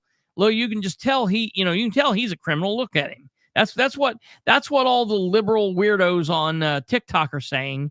Look, we could have guessed that this is what this guy would look like. MAGA. You know what? Screw you. But this is what they did. We've got criminal Larry Savage in his place, and we've shut Katherine up. We've got Sean's not here. No one, Crooms isn't here, and this is what we expect. And that is how Russ Willis thinks. That's Terry Austin thinks that way. Linda thinks this is how it should be. Tim Linnane thinks this is gross. So while we're on the subject, I just sent you a picture, and I want you to put that up just to show it's from the Madison Government Accountability page. If you don't follow that page, people, you should follow that page. And what I want to show you is, so at some point we'll have to listen to that election board. Yeah. Thing. Everyone, listen, if you go, tell people how they can find that real quick. Tell the people Exactly. if they want to Why see haven't this, Tim and Linda voted to remove Russ from the election board? Yeah. They have the authority. They voted he committed a felony and referred him for prosecution. This is a big deal. Yeah. This is a big problem. Yeah. So what I sent you in Messenger, I just sent you the messenger that I want to show you. Now. Right here is how they play the game. Now, we have a website. Everybody uses electronics these days. They can easily put these things on the page. We could make it where we have notifications that people are getting notifications if they put up a new post or something like that. We could get into where we're supposed to be, right? In Delaware County, I'm hated. I'm hated by most of the people. I'm hated by the mayor here in Muncie. I'm hated by the Delaware County clerk. I'm hated by the commissioners because I call them out and do the same thing. Let me explain something to you. You know that they still send me press releases. They notify me. This is what I mean. They need to. Yeah, they need to. You need this to county, get on their press release. Yeah, this county fears nobody. Yeah, they're allowed to do, say anything they want. They're allowed to drag people through the mud. They're allowed. I mean, I just want you to know that I'm not going to go crawl in a corner. Right here, they know what public notice is. They know how to manipulate it. This was back in August. They're not posting it on the webpage. They're just going to post it at the door so only they know and their friends know when they're going to have this. Unless somebody's up there checking that board every day, this is how they screw with the people. Right here. Election board meeting on August 29th, 2024 at 9 a.m. It is not posted on the county website, but it is on the notice board in the county building, almost like they don't want people to know about it. Notice Madison County Election Board meeting. The Madison County Election Board will conduct a meeting on the 29th day of August, 2024 at 9 a.m. at the Madison County Government Center at 16 East 9th Street, Anderson, Indiana. Linda Smith, Election Board Secretary. And listen, this is on the board inside the building. So, like, if they posted it like that night, you have to go through security. Yeah. You have to go over there. And I want you to know where this is at. There is a huge line of people right now lined up to vote. So you're going to have to go through people to get to the board. Now, here's what I want to tell the people. There's a lot of people watching on here. And Brad, I know you're watching. And your comments tonight have fired me up. I have heard everybody on here dogging Larry. I'm not going one way or the other with Larry right now, but this is where I'm going to go, Brad. You're telling me that the elections are no joke. That's what you're commenting in these comments. You're telling me not to mess with the elections. Now, I have a lot of respect for Brad. I like Brad. Don't get me wrong. I like Brad. So nobody on here, I like Brad. Well, here you go, Brad. He's about the only one over there I like. But put what I just posted up for what I just sent you in Messenger, Chris. Okay. Again, if you're not following Madison County Government Accountability. Now, Brad, I want you to weigh in on this. I want your comment. You're the first person I want the comment from. Okay.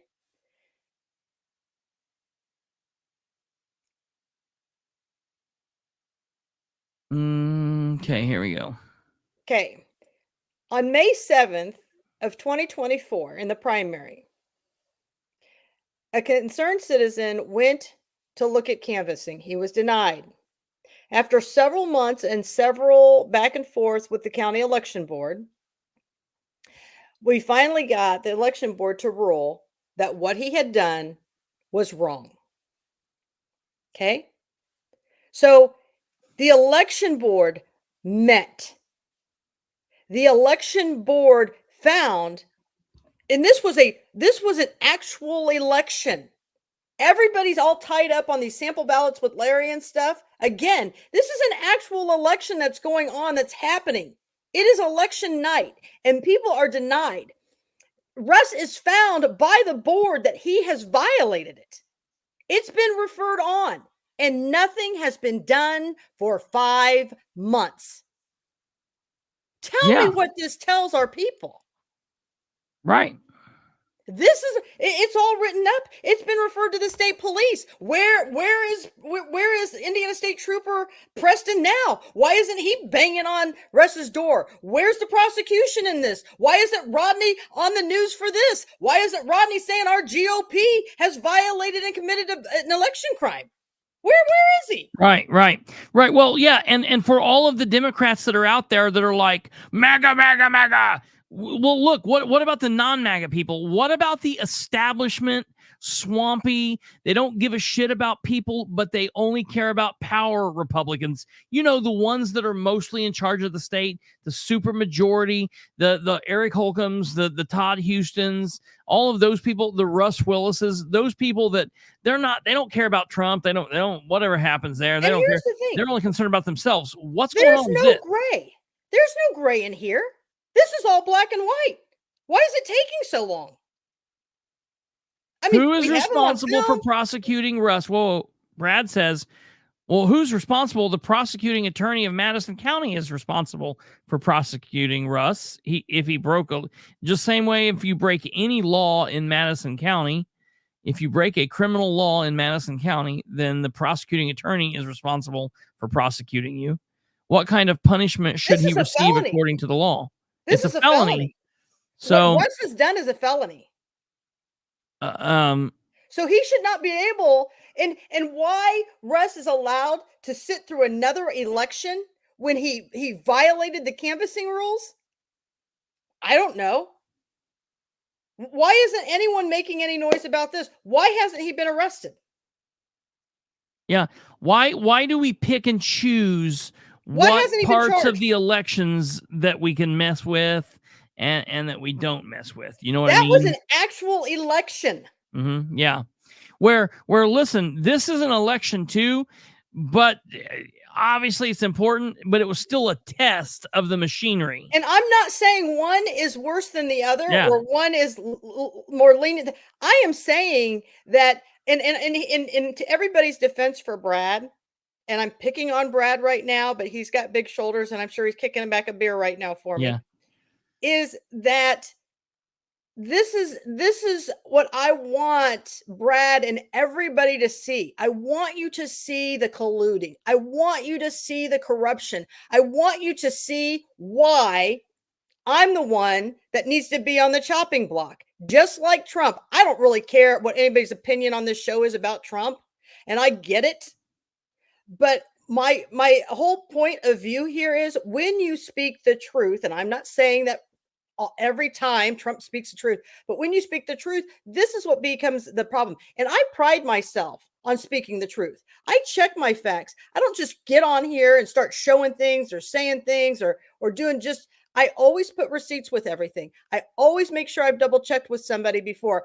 I mean, I've even called you. I've called Kate and said, hey, I got to run this by you and make sure that I'm sounding correct. Like call Miss Crims. I mean, I don't just whip stuff up and not think about it. Yeah. Okay. And so this is what I'm saying is, where are we at with Russ's violations? because clearly nothing is being fixed before we go into the general election. There's been enough time. It should have been fixed. Hell, listen, this is Rob's deal. Why have they not even met to hear your complaint? Well, that's the other thing. I have no idea why my complaint has not been heard. Explain to him what your complaint is. So my complaint is back up real quick. So folks that know, the complaint that's on the screen is the Rob Joswiak thing. He went with his son to watch them to watch the counting, the canvassing of the ballots, and he was turned away at the door because there's too many, or because he had a son, or some other bullshit that they proved and they said was wrong, and it is a felony. They've announced that. Okay, put that over here. All right. Whatever's going on with Larry, blah, blah, blah, whatever, put that over here. Okay. Now, Katherine also filed a complaint that needed to be reviewed and looked at, which also is another big issue. And that is what? So here, I'm going to send this to you in Messenger. Yep. And let's see if, so I'm going to send this over to you. I guess people were up while that's downloaded. I guess people were up at the election room today turning in absentee ballots. They said it is nothing but mass chaos up there. I'm sure. Nobody knows what's going on. And all they keep saying is, oh, well, we're short, we're under. Well, Linda Smith, evidently, one of her relatives works in there. And I guess she's had a baby, so she's working from home. Well, we're in the middle of an election. I mean, I get it. I don't know. Put the kid in a papoose and come on to work. I don't know. I did it with my kids. Papoose. I mean, my kids went everywhere. So, I mean, I'm going to let the video kind of, and this is another one, his financials for 5 years. And Brad, are you listening to me, Brad? I'm not picking on you, Brad. I love you, Brad. But Brad, the treasurer is Indiana State Trooper Anthony Emery. He is an elected official on the council right now. He's over our fiscal body, so he knows right from wrong. They have been dumping in money as a lump sum instead of itemizing the money and turning in their reports for over 5 years. Here we go. Yeah. It was summer. This was in August. And go.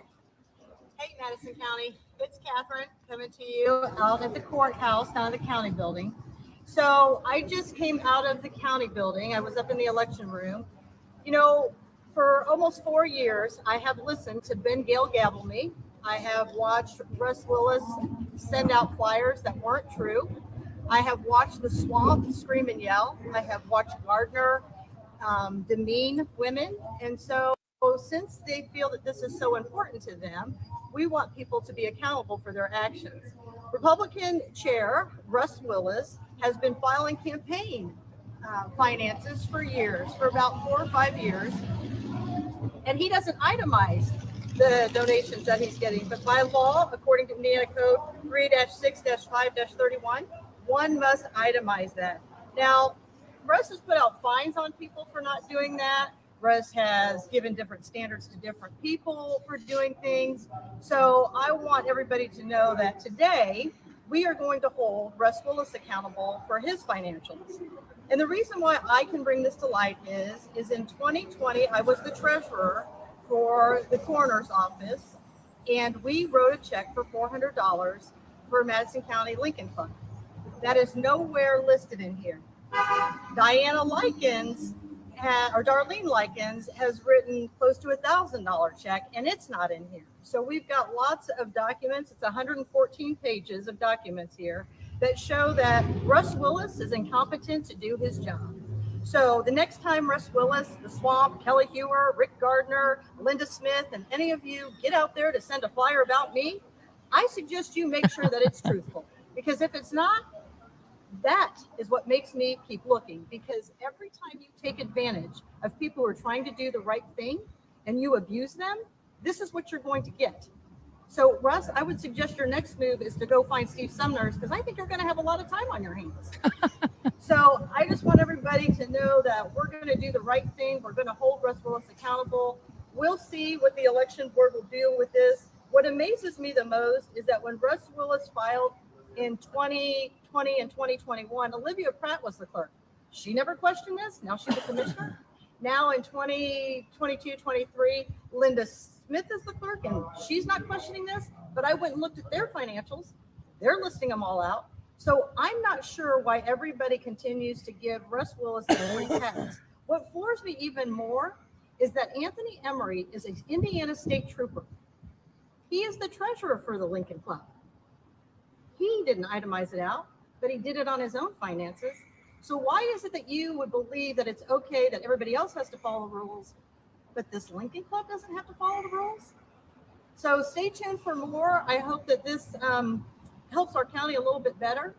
And I hope that at some point we are going to clear the swamp here in Madison County. And so I guess at that time I thought it couldn't get any worse.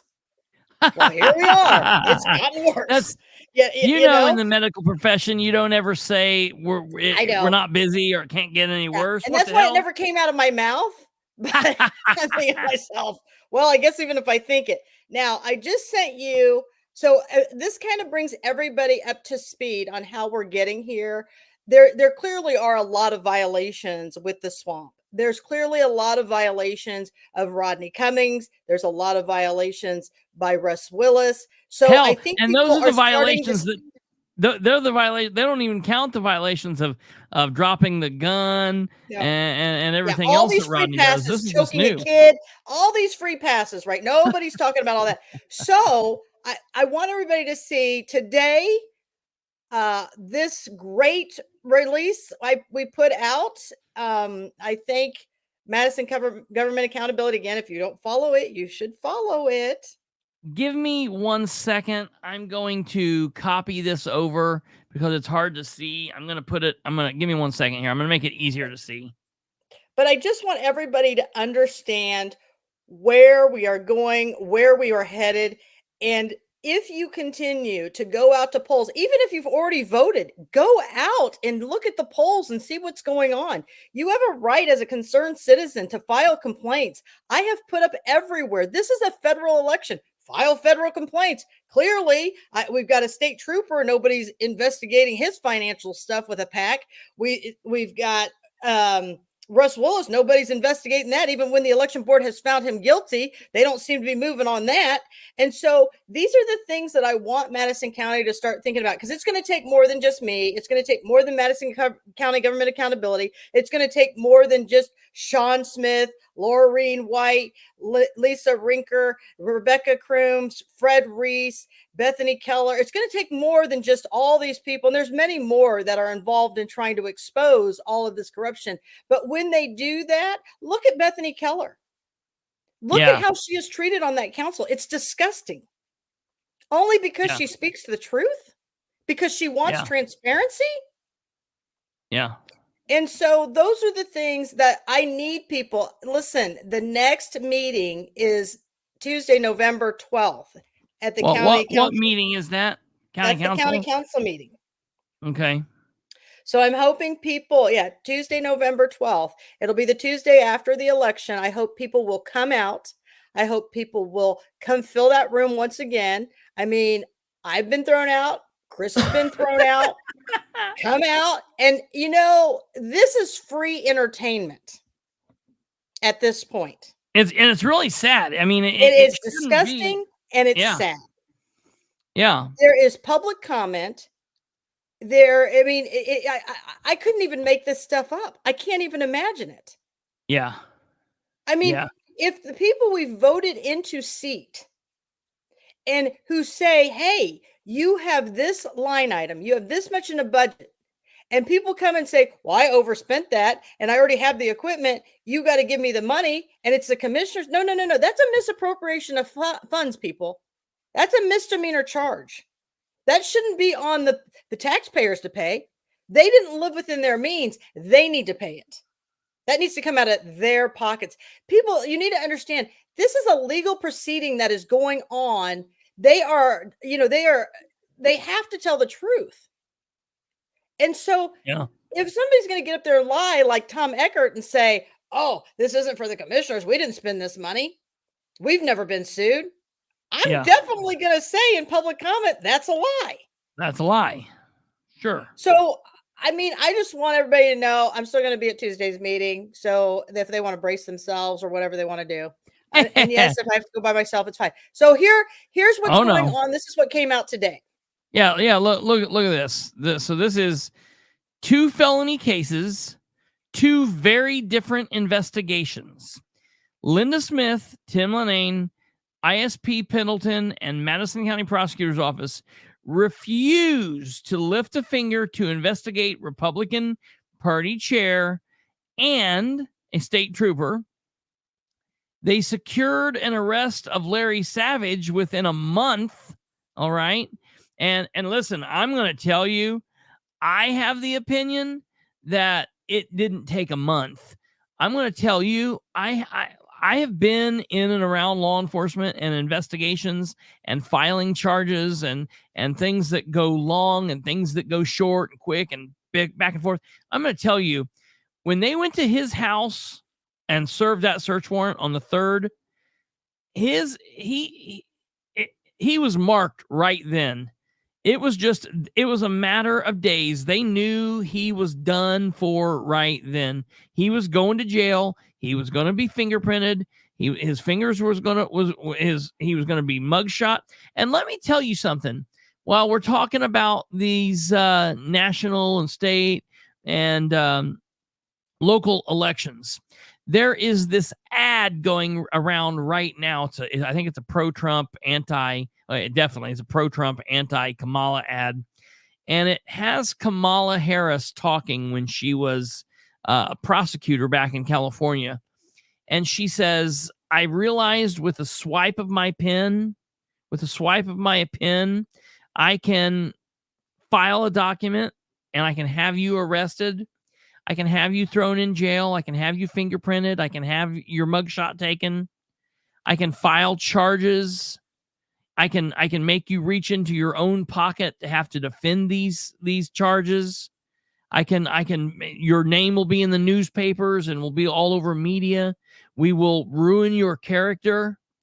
And then 2 weeks later, with that same swipe of that pen, I can dismiss those charges and not have to spend any more time thinking about it. But I've already ruined your life. And I want people to be aware of that.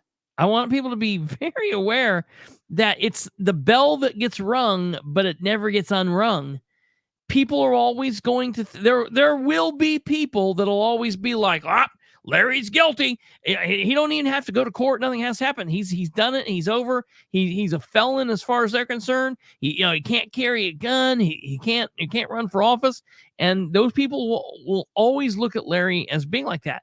And of course, Sean's going to be attached to that. And Catherine's attached to that because that's what they're doing. This is not about the truth. This is not about, elections This is about holding on to power. Yeah. And it's about silencing the people. Yes. This is about violating all your rights. Yep. This is about the people. If you've had somebody in the military, this is about saying if any of your loved ones died for this country or fought for this country, it doesn't really matter. Doesn't really matter. Yep. Because we're going to take over and we're going to do everything we want the way we want. You think Rodney Cummings is any better than Saddam Hussein? I mean, you think about it, people. These people are acting the same exact way. I mean, Russ Willis is Hitler. I mean, these people are no different. I mean, I'm disgusted with it. My dad has to be rolling in his grave right now. Yeah. Killer Kowalski, God rest his soul, has to be absolutely vomiting over this behavior. He is a retired state trooper. Yeah. I mean, I don't even know what to say about this whole disgusting show. Right. Well, let me finish because this is important. Okay. They secured an arrest of Larry Savage within a month. Meanwhile, they refused to investigate the complaint against their Republican chair and a fellow ISP trooper.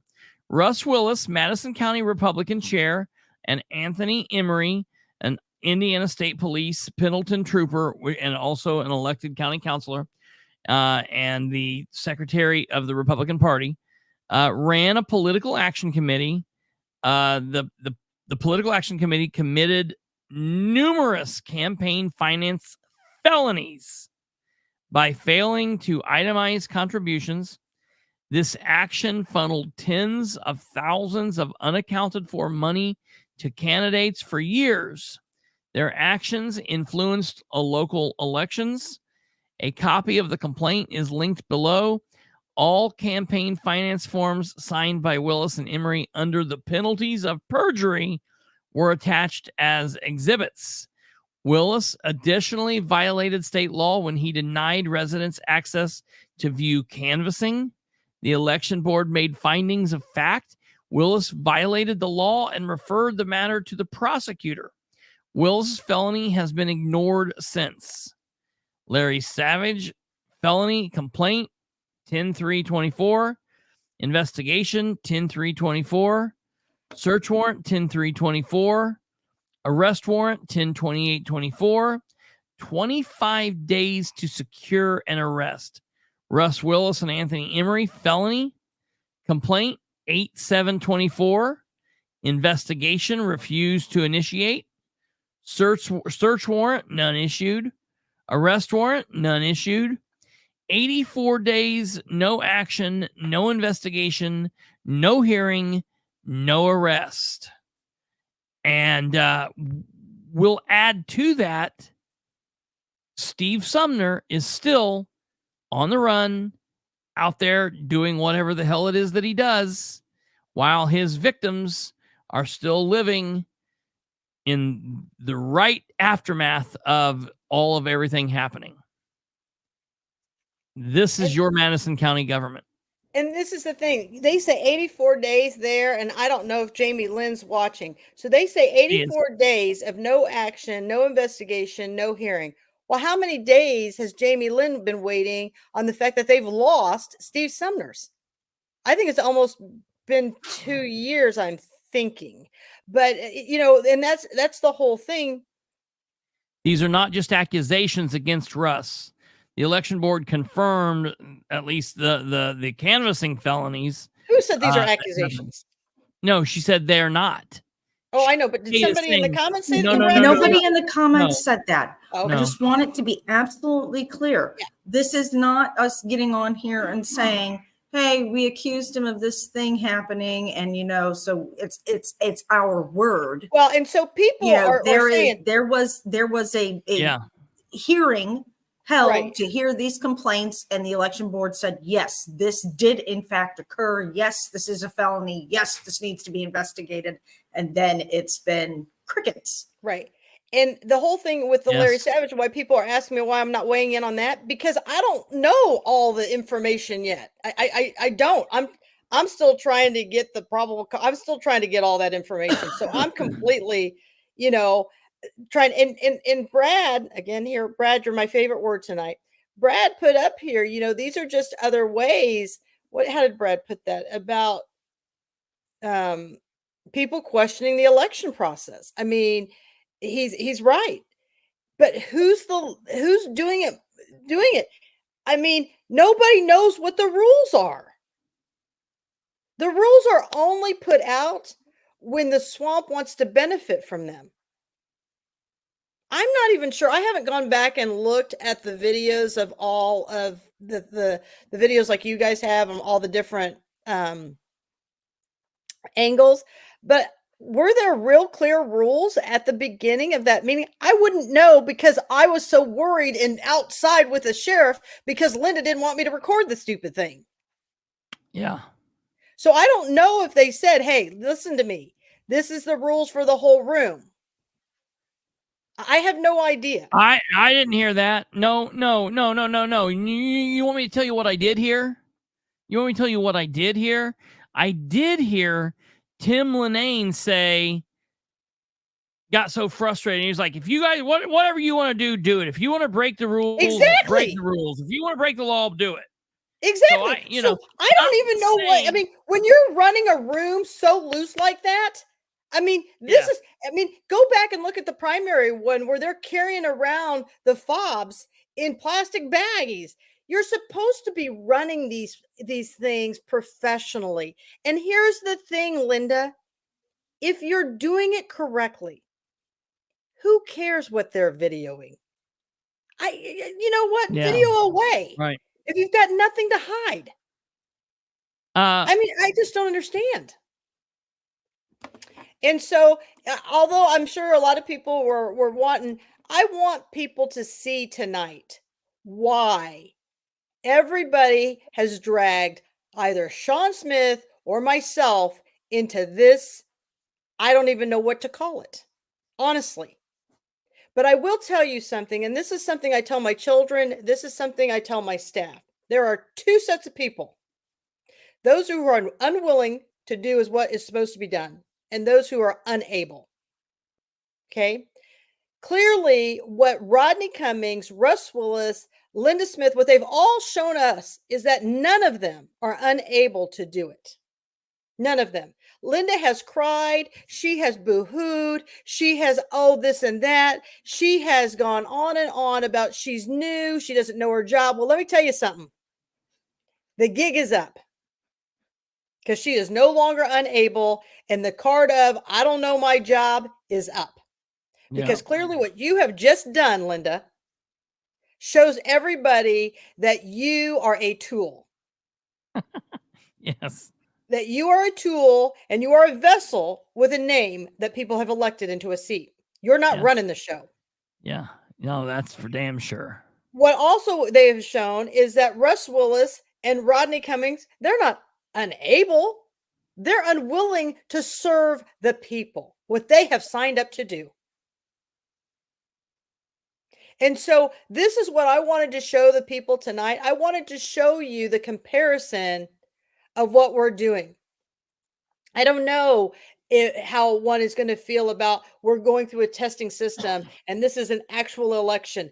I don't know, but to me, an actual election, I'll be honest with you, maybe, okay, you gave Larry 4 weeks to get your stuff done with him. You should have given them 2 weeks on the election then. It should have been a lot tighter control. That's what you've shown me. You've shown me that in 2 weeks, you should have charges filed. The person should be arrested. A warrant should be served. And nothing has been done. You know, why didn't they serve a warrant or something to investigate Anthony Emery's office and house and Russ Willis's? Now they've had almost 3 months to destroy any evidence, any checks, any ledgers, any notes that was coming in. They could have destroyed it. So now what are we looking for? Absolutely. And that's my problem with all of this. So I will tell you, I'm not going anywhere. I don't believe Sean Smith is going anywhere. I can't speak for him, but from his post alone, I can't imagine. I would like everybody to just know that, I didn't pick this venture. All I wanted was a morgue. If they just would have given me a morgue, I would have gone away. So I just want everybody to know that. That's all I wanted. And so I know I wasn't really sure how I was going to approach this tonight or what I was going to talk about. I probably thrown you off a loophole here because, but I didn't know the election board had met yesterday. Right. But I want to bring something. I got an interesting, I talked to this person. Somebody reached out to me on Messenger. And I want to bring this up too. I found this very interesting. And real quick before you launch into that. No, first of all, you've not thrown anything off. This has been perfect. I think this has been a perfect way to approach this. And I want to say again, just briefly that, I'm not here to cover for Larry or whatever. And, I've said you can go back and watch. Katherine and I did the 300th show. What is this? Episode 320. 20 episodes ago on the 300th episode, Katherine and I were on October 4th. That was the day after the meeting. It was the day after they served Larry's house. And I told Katherine then, do you remember? I said, they are doing all of this because they are trying to dirty not just Larry. I don't think they care about Larry. I think Larry was like a means to an end. You know, they're like, got him. Now we can dirty Katherine. We can dirty Sean. And that's what I told you guys that night, that's what they were looking to do. And I was like, man, they're going to be looking for you. They're, you know, and look, that's why I hate when things like this happen. Let me be clear about this. It's like police. And I told Katherine this earlier. When you've got a police officer and you got a good group of police officers in Albany, New York, and they're out there and they're busting their ass and they're doing a good job and their community loves them. And then you've got a police officer in Oakland, California, shoots and kills a 17-year-old Hispanic kid because he pulled a gun on him. And the whole United States is saying, he killed a person of color. And the people all of a sudden now hate the cops in Albany, New York because of something that happened or whatever. You know, one bad cop makes all good cops look bad. And that's why it's always bad. It's always bad. Well, the same thing to us. We are always going to be the bad guy to Russ and to all of these, to Ben Gale and to Dan Ridenhour and whatever. They're never going to look at what we do as good, or it's never, what we're doing is nonsense. It's not a real job. It's whatever, you know, that's the thing. And so anytime they can discredit us, make us look bad, they're going to do it. That's why you've always got to be really careful to not give them things. And I said, and I would tell this to Larry's face if he was still on. It was dumb what he did. He shouldn't have done that. But I don't think he had any ill will in doing it. I do not think he had any ill will in doing it. Now that he's done it, we're all going to have to eat shit for it. You know, I don't think that he should no longer be able to carry a gun. I don't think he should not be able to be involved in the process. Look, if you guys don't want to vote for him something later on, if he's able to run and he wants to run because of this, that's your choice. But I don't think that he had any crazy ill will. I definitely don't think Katherine and Sean were involved. But I want to go back here real quick before you get to your point. DC Swamp or someone said something that about let me see where this is. Well, while you're looking for that, I just want to say, hey, Brad, if you're still on here and you're listening, just because Russ is a POS does not mean all Republicans are that way. Yeah, so right. I just want you to See how that works? that. Yeah, right. Absolutely. He said something like, even though he's voting probably for McCormick. Yeah. I'm just kidding with you, Brad. Oh yeah, right here it is. I don't know what you meant by this, DC Swamp Drainer. You're saying no one made Larry take those ballots. Well, what do you mean? Have you seen Larry? He's like a bear. He's like 9 foot tall and 500 pounds. Hey, I like DC Swamp Drainer for saying that, because you are exactly right. No one made him take those Question ballots. mark is nobody made him take those ballots. I didn't have any idea. I don't even think he knew he was taking them. I just think he showed up and he did something, you know, and I'm not saying that that's not right, whatever, you know, but I'm not saying it's right or wrong or whatever. I'm just saying it was stupid. And now it's all this, you know, and it is what it is. But I don't know what you meant by that, DC, when you're saying that, like, you know, because you put the question mark in there. I don't know if you were asking or if you were telling or what the deal was, but yeah, no one, I don't think, you know, let me ask you this, because I have not asked you point blank, and I know that you're not really discussing this a whole lot, but let me just ask you point blank. Did you know that he was going to do this beforehand? I had no idea. When did you find out about the meeting before attending? Back up, because it's been a month, and I should have. Did you know about it for weeks in advance? No, because they don't post it more than 48 hours in advance. Yeah. So I mean, I know that I didn't know. I don't know. I'd have to go back. I don't want to answer. I'd have to go back and start looking at my Facebook posts. to see if they gave a little bit more lead time, because this was an election test, and they may have given it a couple days, because I know I posted about it on Facebook, but I'll have to see how far back that was. But I mean, it's obviously, to my understanding, I think that you were aware of it the night before. You became aware of it the night I before. may have had a little bit more notice, but I will say this. I had you to told me the night before.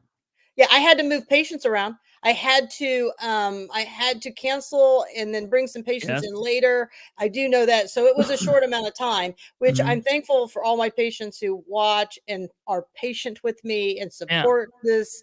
I mean, I truly believe that's a great thing that they allow me to do this, because I couldn't do it without them. I do. Before we go any further, I do see that we've had one person come on late to the show, and I've been reading some of her messages. I do want to extend my sincere condolences to Cindy Ponchett, who lost her son. Oh, no. And that can never be easy. And many thoughts and prayers for you. And I know that Shelley Box Harvey, I don't know if she's on here. She lost her father the same day. And so both of Janet you, her husband passed away last night too. That's who I thought you were actually talking about. Cindy, I'm so sorry. I did not know that. That's god awful. And so he leaves behind two young children, but I just want, we've thought of you often. We know that that's kept you extremely busy as he has transitioned. And so, just wanted to make sure that, even through all this chaos, people still have lives. Yeah. And we don't want to forget those that are trying to, heal and help their loved ones. So anyways, I just wanted to say that out there, but again, but we can go back and if people have questions, I will do my best to try to answer those questions. I'm not trying to skirt around anything. I just want to make sure that I lay a good foundation. Katherine, you posted on September 30th about the testing. Okay. And when was the test? Oh, it was October 3rd. 3rd. So, and I don't know. So the 3rd, I think, was a Thursday. It was. So what? 30th was Monday. On Friday? No, the 30th. The 30th was Monday, and Monday the 30th. Okay. And so then Tuesday, Wednesday, Thursday. So we had about 72 hours. Yeah. You were sharing from Rebecca Crooms, who also posted on the 30th. Okay. So they posted on the 30th, and then we, and that's a short turnaround time. I mean, I know people, I do have a busy medical practice. I do. And so I'm trying to juggle all these balls at once. Yeah. I've heard that. I've heard that about you. Okay. I try to juggle all these patients at once. Yes. All these plates are going on. I guess I should use better words, but we all have, a good sense of humor, and I caught it very quickly. So wait, you had something that you wanted to point out to us, I think, before I took all your time. You had something someone sent you? Oh, yes. See, I'm losing my train of thought. Yeah, all right. I want to read this to the people. And again, I am going to critique this county until they get it together, because they're going to bankrupt this county. Yeah. The amount of overtime we are paying sheriffs, the amount of time it is delaying for people to get to the courtroom, because everybody's got to go to security, because for some stupid reason we have to have this at the courthouse. Now, I know the reason why we have to have it at the courthouse, why we can't have it over at the public library where we don't have to have all that security, which is just a couple blocks over. I don't really understand. And I'm just going to throw this out there. I know that we have some elected officials who are running for seat. And I know that they have to go to the bathroom, which makes them pass the long lines out there when they're voting at the county. Ooh, yeah. And sometimes people will stop and introduce themselves. Well, that's not okay. No. It's not okay at all. And people, so that's a whole nother reason why we should not have it in the county building. Yeah. This is atrocious. Yeah. So I got this message, and believe me, I get a lot of them. Hi, Katherine. I just had a customer into my business that shared a concerning story about what happened to them at the Madison County Courthouse. Now, before we go on, I want everybody to understand I had to tell her that, yes, this is legal. She said, I've known this guy for years and have known him to be honest. Isn't it sad that we have to defend the public Yeah. because our corrupt officials have made us question everything? Mm-hmm. He is also an avid Trump supporter. Stop it, Brad. Wah, wah. He was at the courthouse last week about his divorce. He walked in wearing a Trump shirt. The officers told him he had to remove or turn his shirt inside out or they could arrest him. We're going to threaten people? He told them he wasn't there to vote, but for a divorce. He said he went outside in front of the window where the officers could see him. Thank God this wasn't a woman. Took off his shirt, turned it inside out, and went back in. Does this sound right? I know electioneering can't happen, but he was there for a divorce, not to vote. It feels like a free speech issue and overstepping by authorities to me, but I'm no expert. Can you help guide us with this? Who to call or file a complaint with?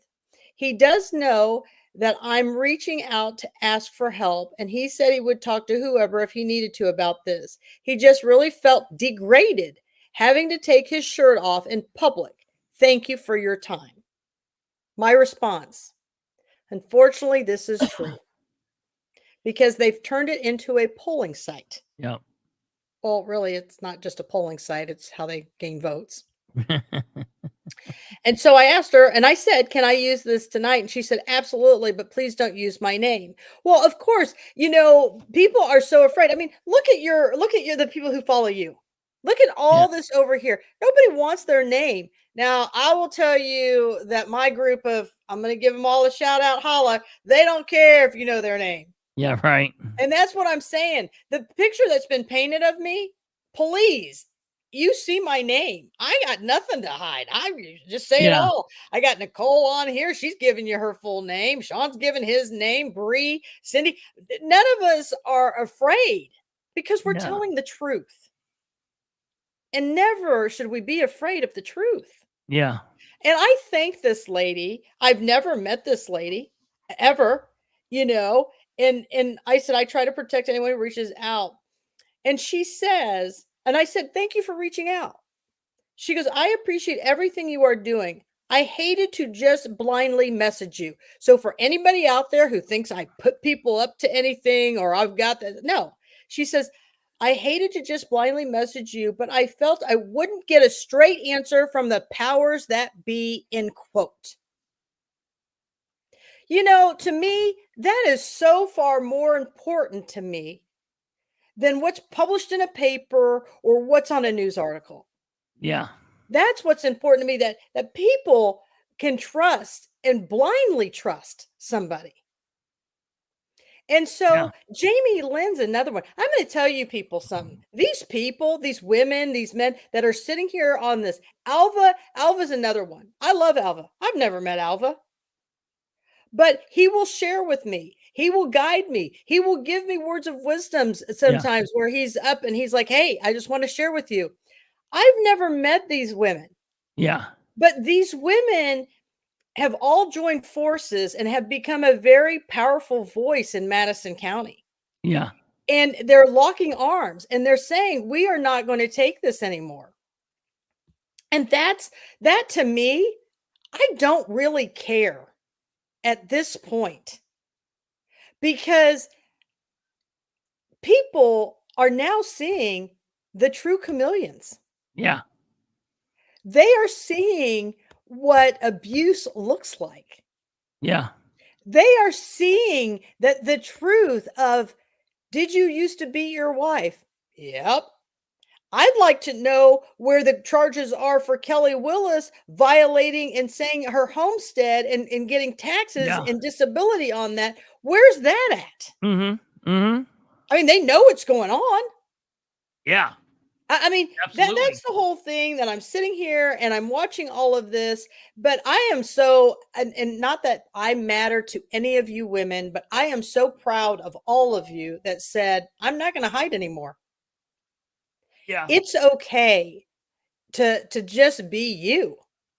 So I'm so grateful that all these women that have come out and I've met, and here's the thing. No, I didn't win. I'm not upset that I didn't win, because I've met all these women. Every one of these women I've met all through politics. That's how I've met these people. Yeah. Yes, so Ben. It's been a great thing for me. And I want to say this. 4 years ago, when Dr. Abbott and I had won the coroner's office, I promised myself, because I just had this feeling. And a lot of these women who were on here, actually all these women, I didn't know them. I didn't know Sean. I didn't know any of them until we went into that role. I promised myself, because it really truly was just Dr. Abbott and myself. I said, no matter what happens or how bad this gets, I'm going to see this through for 4 years. And on Sunday, Cheryl Dodd McKinney had reached out to me and she was asking me some things. And I said, I'm kind of at a crossroad. My 4 years is up December 31st. And I talked to my children. 4 years of what? I talked to another one of my friends. And I said, I think I'm going to walk away. From what? From doing all this. What is she doing? From like going to the videoing and doing all of this. I'm just going to go back to practicing. And that's all I'm going to focus on. Who? Me. I was telling this to Cheryl about me. Oh, I thought you said, well, no, back up. I thought you said Cheryl said this. No. I am having this conversation with Cheryl. I'm telling this to Cheryl on the text message. Okay. So Cheryl says, well, I really have stepped out here because of you. Like you've kind of given us this platform. And I still said to myself, I'm just at this crossroad. I'm just not sure. Well, I got news for you. After this whole crap that just happened, Catherine's going nowhere. So buckle up for 2025 because I'm coming back. Yeah, look, I don't know. You made the decision for me. I wasn't even planning this. So Russ and Cummings and all you guys, you can thank yourselves for this one. and Cheryl will tell you I'm telling her the truth, because Cheryl's like, what? What do you mean you're not? You know what I'm saying? And so again, there you go. Well, I'll tell you a couple things. First of all, yes, Ben, it's live. I don't know. Yeah, it's live. Second of all, I want everyone in the comments to chill for a minute, because Katherine about caused a forest fire. What she's saying about names and things, folks, listen, I get it. I have no problem with you guys coming on here. Come on here with your real name. Come on here with your fake name. Come on here as Kristopher Bilbrey. I don't care. I don't care what you do, as long as you're speaking out. Yes. Now, I do say I love, like Katherine, anytime somebody is willing to come out and be a shining example. Hey, here I am. Screw you. This is who I am. Great. All right. But I understand that you all have private lives where you work in the private. Some of you guys are salesmen. Some of you guys work in other aspects of government. Some of you ladies work in dentist offices and just various things. And I understand that if you're very vocal, it could cost you your livelihood. So come on here as whoever you are. Like Clinton say, name or screen name, real name or screen name, you're all still bots, we're worthless. Nobody likes us. So, come on here however you want. That's no problem. People will send me things asking me to put it out for them, and they don't want I don't mind anybody on here who wants to, it doesn't bother me at all. I mean, I support you either way. I just want you to know, Heather Brewer, I've never met her. She's been a big champion for me. There's been people who are on here. Dory Fergan, she's been a big champion of mine. Yes, sometimes I've not agreed with these people, but it doesn't mean that we've, just killed each other or anything. Yeah. And so I appreciate all these people who've given me a platform, who have listened to me, who have followed. And I know there's several of you on here who are watching me who are not even on the live feed, and then they'll text me later. And I love you all too. And so a part of me yesterday with my staff in the office, there was like, okay, now I'm worried because what was just said in the Herald Bulletin is the furthest thing from the truth, right? When it came to me, that's what I'm talking about. And so, um, you know, I mean, other than, yes, he did text me. I mean, but I mean, no, I didn't know anything about this going on, right? So my staff looked at me and they said, "Are you kidding me? You have patients come in here, patient after patient after patient. All they go is, I saw the article and I threw it in the trash. Well, I don't read that rag anymore. Well, this is, this is stupid." And so, I mean, that's the one thing about having a practice and how wonderful my patients are. They just shake their head. I mean, they just are like, and all I kept hearing is Katherine is going to come back in Katherine fashion and she's going to put it all out here. And just last night, I just didn't have my footing. I kind of didn't have enough time to look at stuff and research it. Nicole has been killing herself, going through feed, talking to Bree, going back and forth, making this real, calling you. I mean, they've been doing such a great job. Everybody's been trying to pull it all together as quickly and run interference, but we don't need interference because it's the truth. Yeah. I mean, yeah, it is what it is. And number one, I want to say, I'm glad that they made the decision to continue to force you to still be here, because you could never walk away from this, because it was this morning when I was coming to get you. Yeah. When I finally woke up and I thought, and plus I'd miss Sean and I'd miss you. I'd miss Kate and all my homies over here. Ain't going nowhere. I mean, I'd miss Brad. I mean, I would miss all of that. But real quick, because DC says, what 51-year-old doesn't know not to steal? Well, this is what I'd have to tell you, DC. Only that person themselves can answer that for any of us. Absolutely. Yeah, that's very true. But I also, I don't know, DC. We're building $110 million jail in Madison County. I'm clearly expecting some 50, 60, and 70-year-olds to go in there for who knows what. Yeah, and you would think that they would know better too. I don't know. It's been so crazy to me in Madison County. I got to say this real quick to DC. It's been so crazy, DC, because people have said about them closing off the line at the church. Yeah. And they're talking about that. And they're like, well, they don't have to follow the rules. They don't have to follow those rules on election day. I said, no. Now this has got to be the dumbest thing I've heard yet. This is like saying, well, I only have to follow the speeding limit on the days that aren't holidays. Right. Are you crazy? Yeah. The rules, it's just an election. Yeah. So DC, I'm not going to negate anything you have to say, like your comment. Well, I can't answer that for you. Listen, I was scared to come home and tell my mom that I was in the paper, and I'm in my 50s. Right. But I came home and I faced it. Back up real quick, because I love DC's on here quite a bit, commenter. And we generally agree on a lot of stuff. Sometimes we disagree. I always tell everybody, you're not going to agree with me 100% of the time. I'm not going to agree with you. I also am not going to disagree with you 100% of the time, and you're not going to disagree with me 100% of the time. If you tell anyone that you agree or disagree 100% of the time, you're lying. That does not happen. But on this one, I got to push back against you, because I feel like, and I'm sure you can take it. It's not the end of the world. I feel like that's a little disingenuous, because what you're saying is something I would equate to, like, if this was a case where this was a yard sale and they had $1,000 laid out on the table, and they had some 20s and 10s and a 50 and a couple $100 bills and some change. And if he walked up and he put $200 bills in his pocket, and he's like, "Well, they were just laying there. I thought I could have them." Your statement would be spot on, And maybe he was like, "Look, I'm hungry. I'm homeless, and I'm hungry, and or it was just 20. It was for my kid."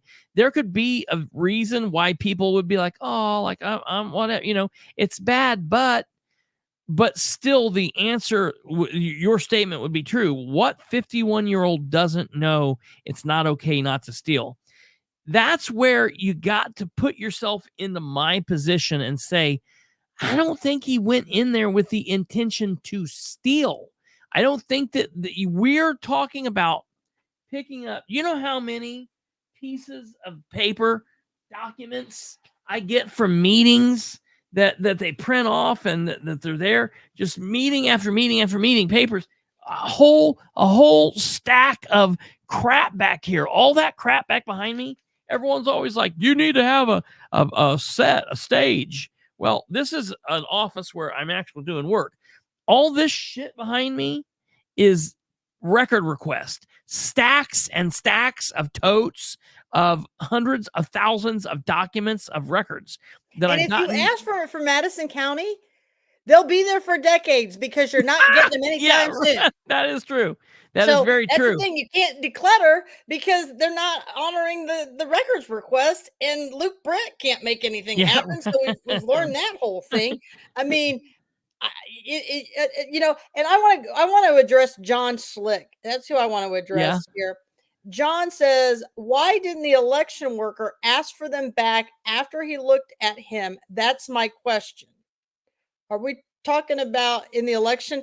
I don't know if John has watched the video, but I used to run a nursing school. I mean, I was the dean, I was the director, I was the person. And if I would have been called down to a room that said we're missing a test, I would have said, there ain't nobody leaving this room until somebody produces me a test. And these are adults. I would have said, empty out your bags. I don't care what it is, but there is nobody leaving. If it was a Scantron, I would have said the same thing. I don't understand. What I'd like to know is, when did they even realize it? Yeah. So there's so many. So John, I get it, and that's why I really can't talk about this, but because I can't know. But Dave Sargent's on here, and you know, I just want to ask Dave: was there anything written on the ballots? Did it say test? Did it say sample? Was there anything stamped on there? I can't get anyone to tell me that. I would be interested to. Well, Dave was really studying them, and that again, it was a month ago. I don't know how well he looked them over. Yeah. I was asked to come up there and feed some things there, and I'm like, well, I don't even know what I'm doing. I'm just shoving it through there. I'm not paying attention because I was more about the process. I wasn't looking for all this other stuff. So I don't know if it was stamped there, because you've got two different things being put out right now. One says there was nothing stamped on there. One saying there was stuff stamped on there. I don't understand. Yeah. So maybe he might tell us what's going on there. Well, and real quick, DC says, I don't care either way, but if, like, say, for example, if I'm on the jury, and I think that's a fair way to look at it. I don't disagree with DC. I'm just saying, absolutely. And I'm just saying that you got to kind of look at intent is a big issue, and what it was he was taking. I mean, if it was a pair of sunglasses or CDs or a diamond ring or money, to say, like, what person doesn't know. But if you're saying, like, steal, what he's stealing is printer paper with ink that has ballots, bubbles on it. Like, I'm not saying, like, I wouldn't have picked them up, but what was his intent? That's what's going to have to come out. What was his intent with those? What was he going to roll them up and have them at home and keep them in his car for a week and then clear it out when he was throwing away the McDonald's trash? Or was there something nefarious? I just don't think there was anything nefarious. I think if you ask that man, is it okay to steal? Yes or no? I think he would say no. I think if you said, like, what happens to people who steal? I think he would say they should go to jail or get in trouble. I think that if he walked by a window and there was jewelry laying in the window and the window was open, I don't think he would steal anything. I don't think that we're looking at this as a whole different thing of stealing. I don't think there was no value out of this, and everyone keeps applying this to, like, oh, he was trying to throw it off so he could be like, look, the Democrats are. that's getting too convoluted. And in order to prove that, they're going to have to prove that. They need to prove that. I'm like what Dave Sarge says right here. I'm like him. But again, I was out of the room. Nicole knows better than I was out of the room for quite some time in the hallway with the sheriff. Yeah. And he says, I do not know, but I did not remember anyone saying that these were controlled items. I mean, I really don't know. And quite honestly, unless somebody forces me to go back and look at that video, I lived it. It was a complete disaster. I do not want to relive and not get, I mean, you're asking me to give up 90 minutes of my life that I'm never going to get back to rewatch that video. Now, I'll do it if I have to, but I'm just over it. I'm so appreciative of the little bits that everybody's just passing me saying, hey, watch this. Hey, do this. So that's my only thing. Is the main issue is, why didn't they announce, hey, you're not allowed to take these ballots. Some are missing. You cannot keep them.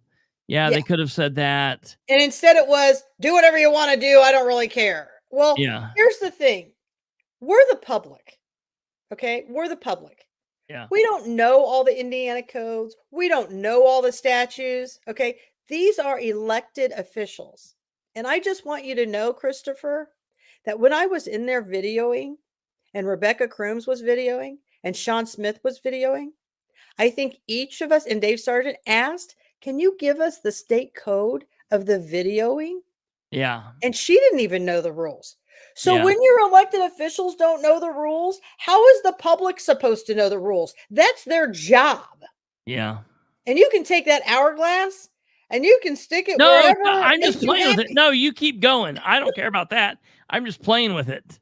Oh, that's even worse. It's as bad as me juggling balls. Yeah, right.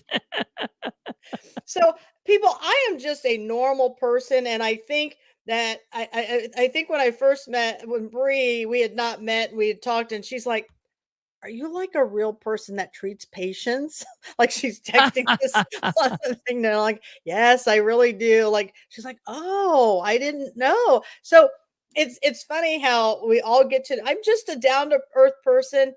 Listen, I just want what I want. People ask me, what am I going to gain from this? And I'm going to tell you, if we do not go through this, if Chris doesn't do what he does, if Kate doesn't do what she does, if all these wonderful people, DC, Stumblefoot, all these people don't do what they do, our children will be living in a dictatorship when they're our age. It will no longer be a democracy. And if anybody marks their ballot that the governor should be overseeing school instructions, you've lost your mind. Yeah. All they're doing is controlling and controlling and controlling. Stop it.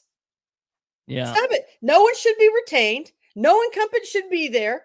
We should have term limits on every seat of no more than 2 terms, period. I don't care if it's a 2-year term or if it's a 4-year term. No more than 2 terms, and that's it.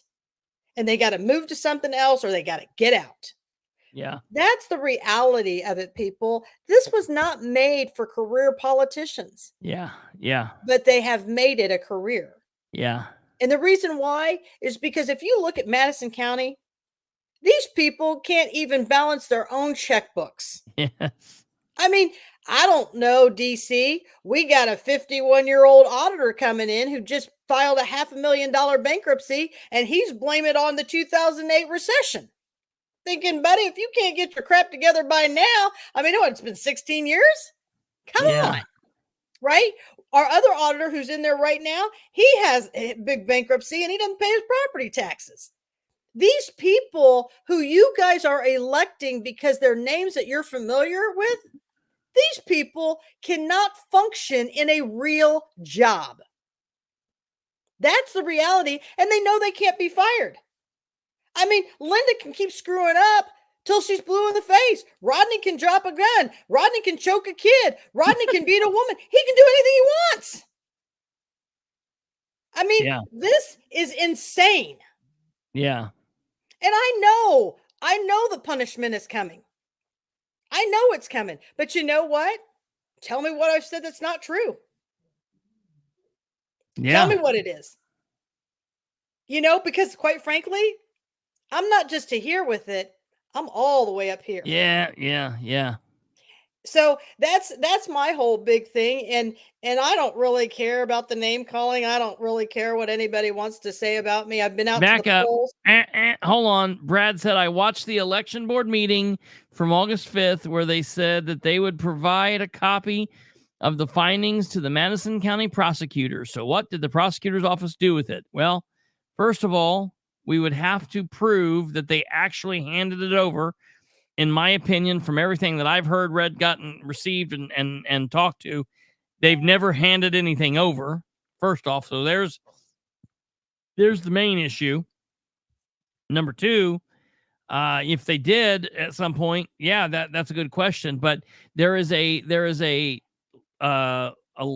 weak point in the chain here where from the August 5th meeting to now, what's happened? Someone's dropped the ball. Do you have any thoughts on that or anything that I haven't heard? Are you kidding me? I have not. What He is probably Kate? shoved it down a miner's throat.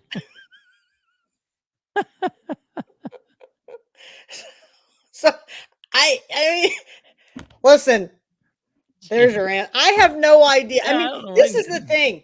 I have records requests into the county that have been in I've got nothing. I've got nothing. I mean, I asked Evan McMullen 3 months ago for the bills for fuel in the county. I still have yet to get them. I mean, literally, if you forget a decimal point, they're like, no, we can't give it to you. Okay, well, what's wrong with the thing? Well, I don't know. Well, then tell me what's wrong with the request that I need to do to make it better for you. I mean, that's the whole thing, is that nothing, they don't produce. I mean, this is a good one. Jamie Lynn wants the, I believe she wants the dispatch call and a sheriff's report from when she was called out the night that Sumner's and his parents locked her in the bathroom. Do you know that it's been, I don't know, 3 years and nobody's been able to give it to her? Really? Yeah, that's nuts. Now, people, I want you to understand that Sumner's dad was a cop. Sumner was, I think, a cop or a firefighter, but he was also an elected official. This is the craziness that goes on in Madison County. Oh, well, we've misplaced it. Oh, we've lost it. But you know what? We've shown everybody today. We can put things together real quick, and we got all these documents, and then we can go file these charges when we want. Yeah. And that's a problem. Yeah. Absolutely. And those are the kind of things that I want people to understand. The one thing I think anybody can really say is, I'm not a dishonest person. And I'm going to do what I say. And I'm not going to crawl in a corner. See, I'm going to do as I say. And now all my homegirls on here are researching like crazy, learning all the different things they can about computers. And we're just going to bring more and more out here. Brad, I'm glad that Brad says he loves, and I'm so glad, because I've been a little hard on Brad tonight, but cheers. And anybody who goes to the library can meet Brad in Alexandria. Yeah, right. But Brad's wonderful. I want you to know he truly is. He brings, if we could have Democrats like Rooms and Brad, if we could have that, and then we could have good, solid Republicans like myself. I don't even know if you and Kate are Republicans. I've never asked. I mean, truly, people, that's what I want you to understand. We don't sit around here and we're doing this because we're this party or that party. I have no idea what these two are, right? They know I'm a Republican. I'm a libertarian. Okay, Kate's a libertarian. We could really make the world a better place. Yeah. And people keep saying, Katherine, you can't beat City Hall. Well, you know what? I don't disagree with that. So I went bigger. Let's just try to beat the county. Yeah. Yeah. And then when we clean up our own backyard, then we can worry about the city, and then we can worry about the state. And then after that, we can go look a little bit bigger. Yeah, absolutely. Yeah, and that's what you've got to do. Real quick, I want to answer this. So number one, a couple things here. Brad, I sent you a dirty copy of their findings, and what I mean by dirty is Tim Lanane had created a copy. It's 2 pages. And on his finding that he created, that he took to the board, he created bullet points 1, 2, 3, 4, and 5. And what he did and what they talked about at that meeting, they marked bullet point 4 completely out. And then they marked out subsection D of bullet point 5. So he said that he was going to retype that up with those changes, and he would submit that to the prosecutor's office, the state police, to do it to the prosecutor's office. And I don't know that he's ever done that. So I don't have the actual finalized copy of the findings, but I do have his initial copy of the findings, which with those marks, and the 2 marks on the page we didn't make. I didn't make. I don't know who did. I don't know if someone from Madison County Accountability did. I don't know if Tim Lanane did, but I didn't make them. And those marks are what they had decided to do at the end of that meeting. So I sent that to you. Oh, are you talking about the findings of the facts for Russ? Yeah. No. Yeah. Wait a minute. Yeah, for Russ against Rob Joswiak. And so I sent that to you in Facebook Messenger to your name. So I sent that to you. Do you have something? And I think that's a rough draft, because they had to mark it up and change some of the language when they voted against him. And that's, to move this on, that he was wrong. Yeah. And so they wanted some of the language changed. And in Madison County, we try to get a copy right then and there. We don't care if it's scribbled up, because they will change what they do. They changed it. Yeah, absolutely. Yeah. So I sent that to you in Messenger on Facebook, Brad. You've got that. So that's good. And then also, I want to answer DC Swamp. He's asked a couple of questions here. And it says, okay, question. Why did he text Katherine and ask if they're talking about the ballots I took? Why at that point didn't he or Katherine tell them that he had the ballots? He's a PC. Because to my knowledge, and you agree or disagree, he didn't text Katherine while she was sitting in the meeting. I believe that he texted you that after the meeting was over. Once everything was in the middle of patient care. Yeah, I was already back at the office in the middle of patient care. So the meeting lasts about an hour and 30 minutes. The meeting lasts about an hour and 30 minutes. He leaves about 20 minutes before the meeting ends, or somewhere around in there. The meeting then wraps up and everyone leaves and disperses. And then he texts her that. Now, she doesn't know. Chris, why did he text Katherine? I have no idea why Larry Savage is here. I don't know. Whatever. He's right there. I don't know. I can't answer that. Maybe he can, or maybe he's going to wait till court. I don't know. I'm sure it will all come out, and we will follow it one way or another. Everything will come out. So that's all I think that I can do to answer that, or that she can do. But he is a PC. He is a PC. Okay. So that's there. Okay. But I also then want to go down here to your next question, where then from there you said, come on, Chris, would you be okay? I don't know if that's why would you be okay, or would you be okay if he took election day ballots? Now, when you ask me that, so first off, he did not take election day ballots. So everything that we're doing is playing a speculation game. And no, I guess it depends. If he walked in and took a ballot. Think about that, Chris. Mm-hmm. We know election day ballots. Yeah. Right? We know that those are rigid and what the rules are. It's black and white. Yeah. I don't really know what's supposed to take place in a testing. Yeah, right. So again, I can't say one way or the other, right? Mm-hmm. But that's my whole thing is I don't know what the parameters. I watched Muncie's election board meeting. elections. They've got somebody stationed at each section, right? Mm-hmm. So some rooms are more rigid, some rooms are more loose, some more rooms are more inviting. I mean, look at Marion County. They so that's the whole thing. I don't know how you can. I don't understand how you can compare the two. Well, yeah. First of all, number one, there are 5 different vote machines, 5 different vendors that all 92 counties use. So basically, there are 92 counties in Indiana, and for their elections, they have a list of 5. It's like McDonald's, Taco Bell, Burger King, Wendy's, and Rowley's. So they pick where they go to lunch. 92 counties can pick between these 5 vendors.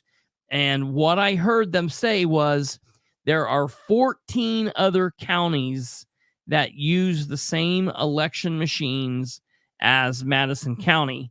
Delaware County does not use the same machine. And Henry County and Randolph County, to my knowledge, does. Delaware, Henry, and Randolph do not, none of those counties use the same machines as Madison County. So I don't know what other 13 counties use the machines besides that, but I've not seen them. So things are a little bit different, but I mean, yeah, Katherine is right. I guess it depends on why someone would take something. If someone had ill intent, if he had ill intent during the test, I would have a problem with it.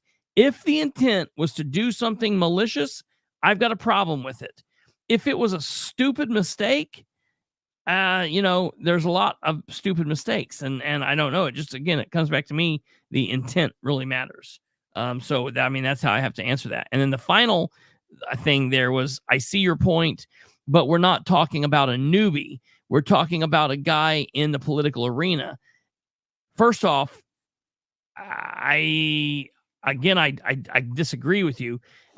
He's been around for a minute, but he admitted he is fairly new. If I walked in and did this, I think that everybody could throw the book at me. I've been around this. I've been through hundreds of tests. I've been in politics since I've been 8 years old. I think Larry's only been around the last 4 or 5 years, 3 years maybe. So in the grand scheme of things, he is still pretty new. He's only been an elected PC since May. He's not worked in elections for years. He's not been a precinct committee person for years. He was elected in May. So he's been a precinct committee person for June, July, August, September, October, for 5 months. And I don't think that they've done a lot in that time. So he's while he's not like just, fresh into it, he still has a lot to learn. Well, and here's the other thing is, people are asking me, they're like, Katherine, why didn't you ask about the 5% voting machines while you were in there? Well, I didn't know. I'm in my 50s. I didn't know that they were supposed to have a 5%. I learned that when I was watching the Marion County video on that Saturday. Wait, pause. Did you just see what Larry said? Rob Josuak's wife had a stroke? She did, and she's been fighting for her life, and they've kept it very quiet. Yes, for about the last 2 or 3 weeks, and I don't know that she's going to make. And she's young; they've got young children, like 4 and 2 or something. And I don't know. She's been fighting for her life, so I don't know where she's at right. But yes, it's been a very sad situation. Very sad situation. But I want to point something out that, again, somebody had messaged me a couple weeks ago, and maybe you can shed some light on this because you've been doing politics, maybe DC, maybe Brad, maybe somebody knows something about this. So these polling machines that we have, there was I think a GOP by the name of Woody Burton, Charles Woody Burton. I just like the guy because he has the same birthday, June 11th, but I wouldn't be as old as him. And he was the Indiana House of Representative from 1988 through 2020. And his family had something to do with these voting machines being developed in Indiana. And they said he's not sure if they created it or built it, but the company that ran the Indiana machines about 15 years ago, like I said, was a company in northern Indiana owned by the Burton family, of which several are in office and are all Republicans. I can find out who built the machine specifically if you want. But Woody Burton was a state rep, and I think his cousin or nephew, Jerry Burton, owned the company, I think. And then I said, so are they related to Dan Burton? And yes. So I was being told that these machines were created here in Indiana. They were created by people who held some pretty powerful positions. And that's why we went to these machines, as they learned them and they understood them. I am still very confused as to if these hook up to the internet, if they don't hook up to the internet. And, you know, the one thing I want to make clear to everybody, that when they had the training for all of the people working the polls, clearly they didn't have a very good training of, hey, you can't close the polls early, things that are very important, right? But instead, they died on, you can't have anybody have their phone out, which is not true. Yeah. The other big thing was, you know, when they're talking about all this, nothing's hooked up to the internet. Nothing's hooked up to the internet. And it's almost like they're so worried about being exposed that they're forgetting their purpose. Yeah. That's a problem. Yeah. And the day that I forget what my purpose is to serve my patients will be the day that I probably shouldn't be doing it anymore. And so I just, you know, I know it's late. I know everybody's been pretty great.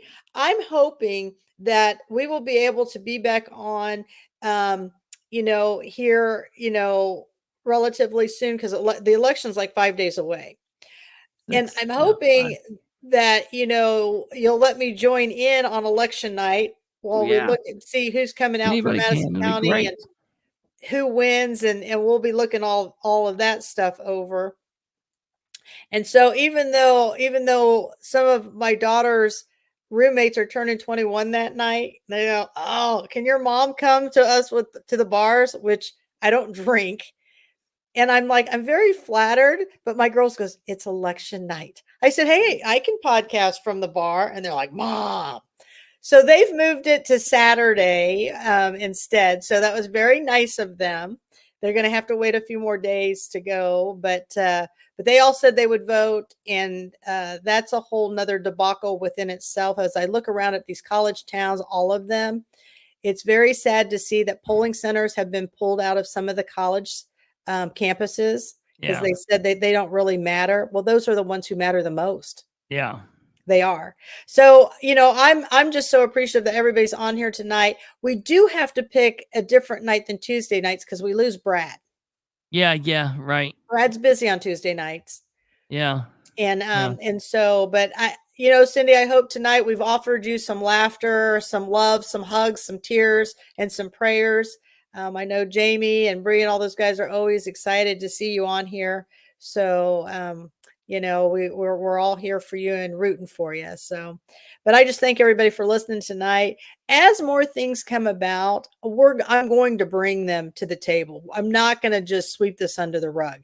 So we're going to hit this head on, and then we're going to see how long it takes them to address the Russ Willis finding of the facts. God, I'll have to start putting up a new counter, I guess. But yeah. You need a bigger hourglass. Yeah, right. It's not, that one's just too small. Yeah, right. Well, very good. I appreciate it, Katherine, as always. Thank you for coming on, and we will have you back on here before the election, I'm sure, and election night and after election night, and yeah. So I think it's only going to get crazier. Oh, I guarantee you that's true. Yeah. So, well, thank you very much. And we will see you. Thanks, Stumblefoot. We'll see you next time. All right. Thank you, ma'am. All right, ladies and gentlemen, that's going to do it for us. I want to thank you all for your input. I want to thank you all for your questions. DC, I'm no hard feelings. I definitely love the pushback. I want it.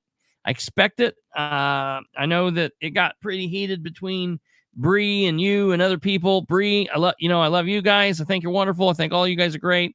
You sometimes it's like the people in the chat get so hot and crazy. It's like you guys are going to kill each other, but I'm like, what in the hell? It'll all be okay. We'll all be okay. I promise. You guys take care of yourselves. Remember, tomorrow is a day that you can go and vote early. Make sure that you invite people to go. Make sure that you're texting and reminding your family and your friends, your loved ones to go vote if they haven't already. Remind them to, keep track of what's going on.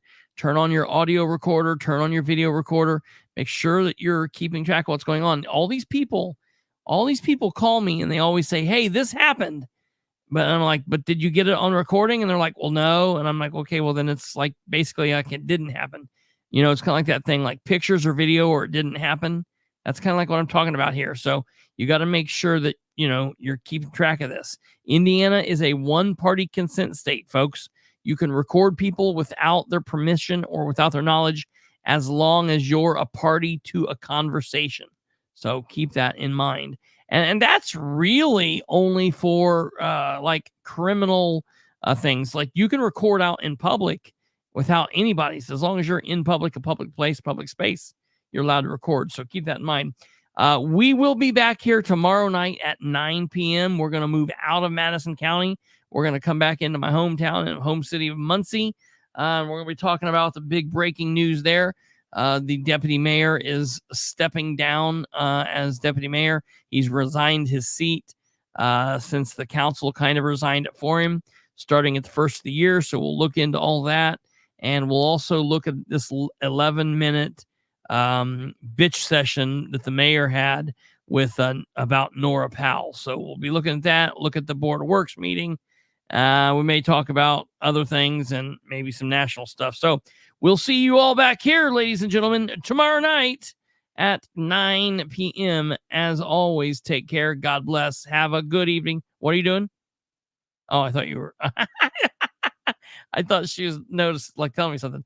All right, you guys take care. God bless. Good night. And we will see you tomorrow. All right. Goodbye.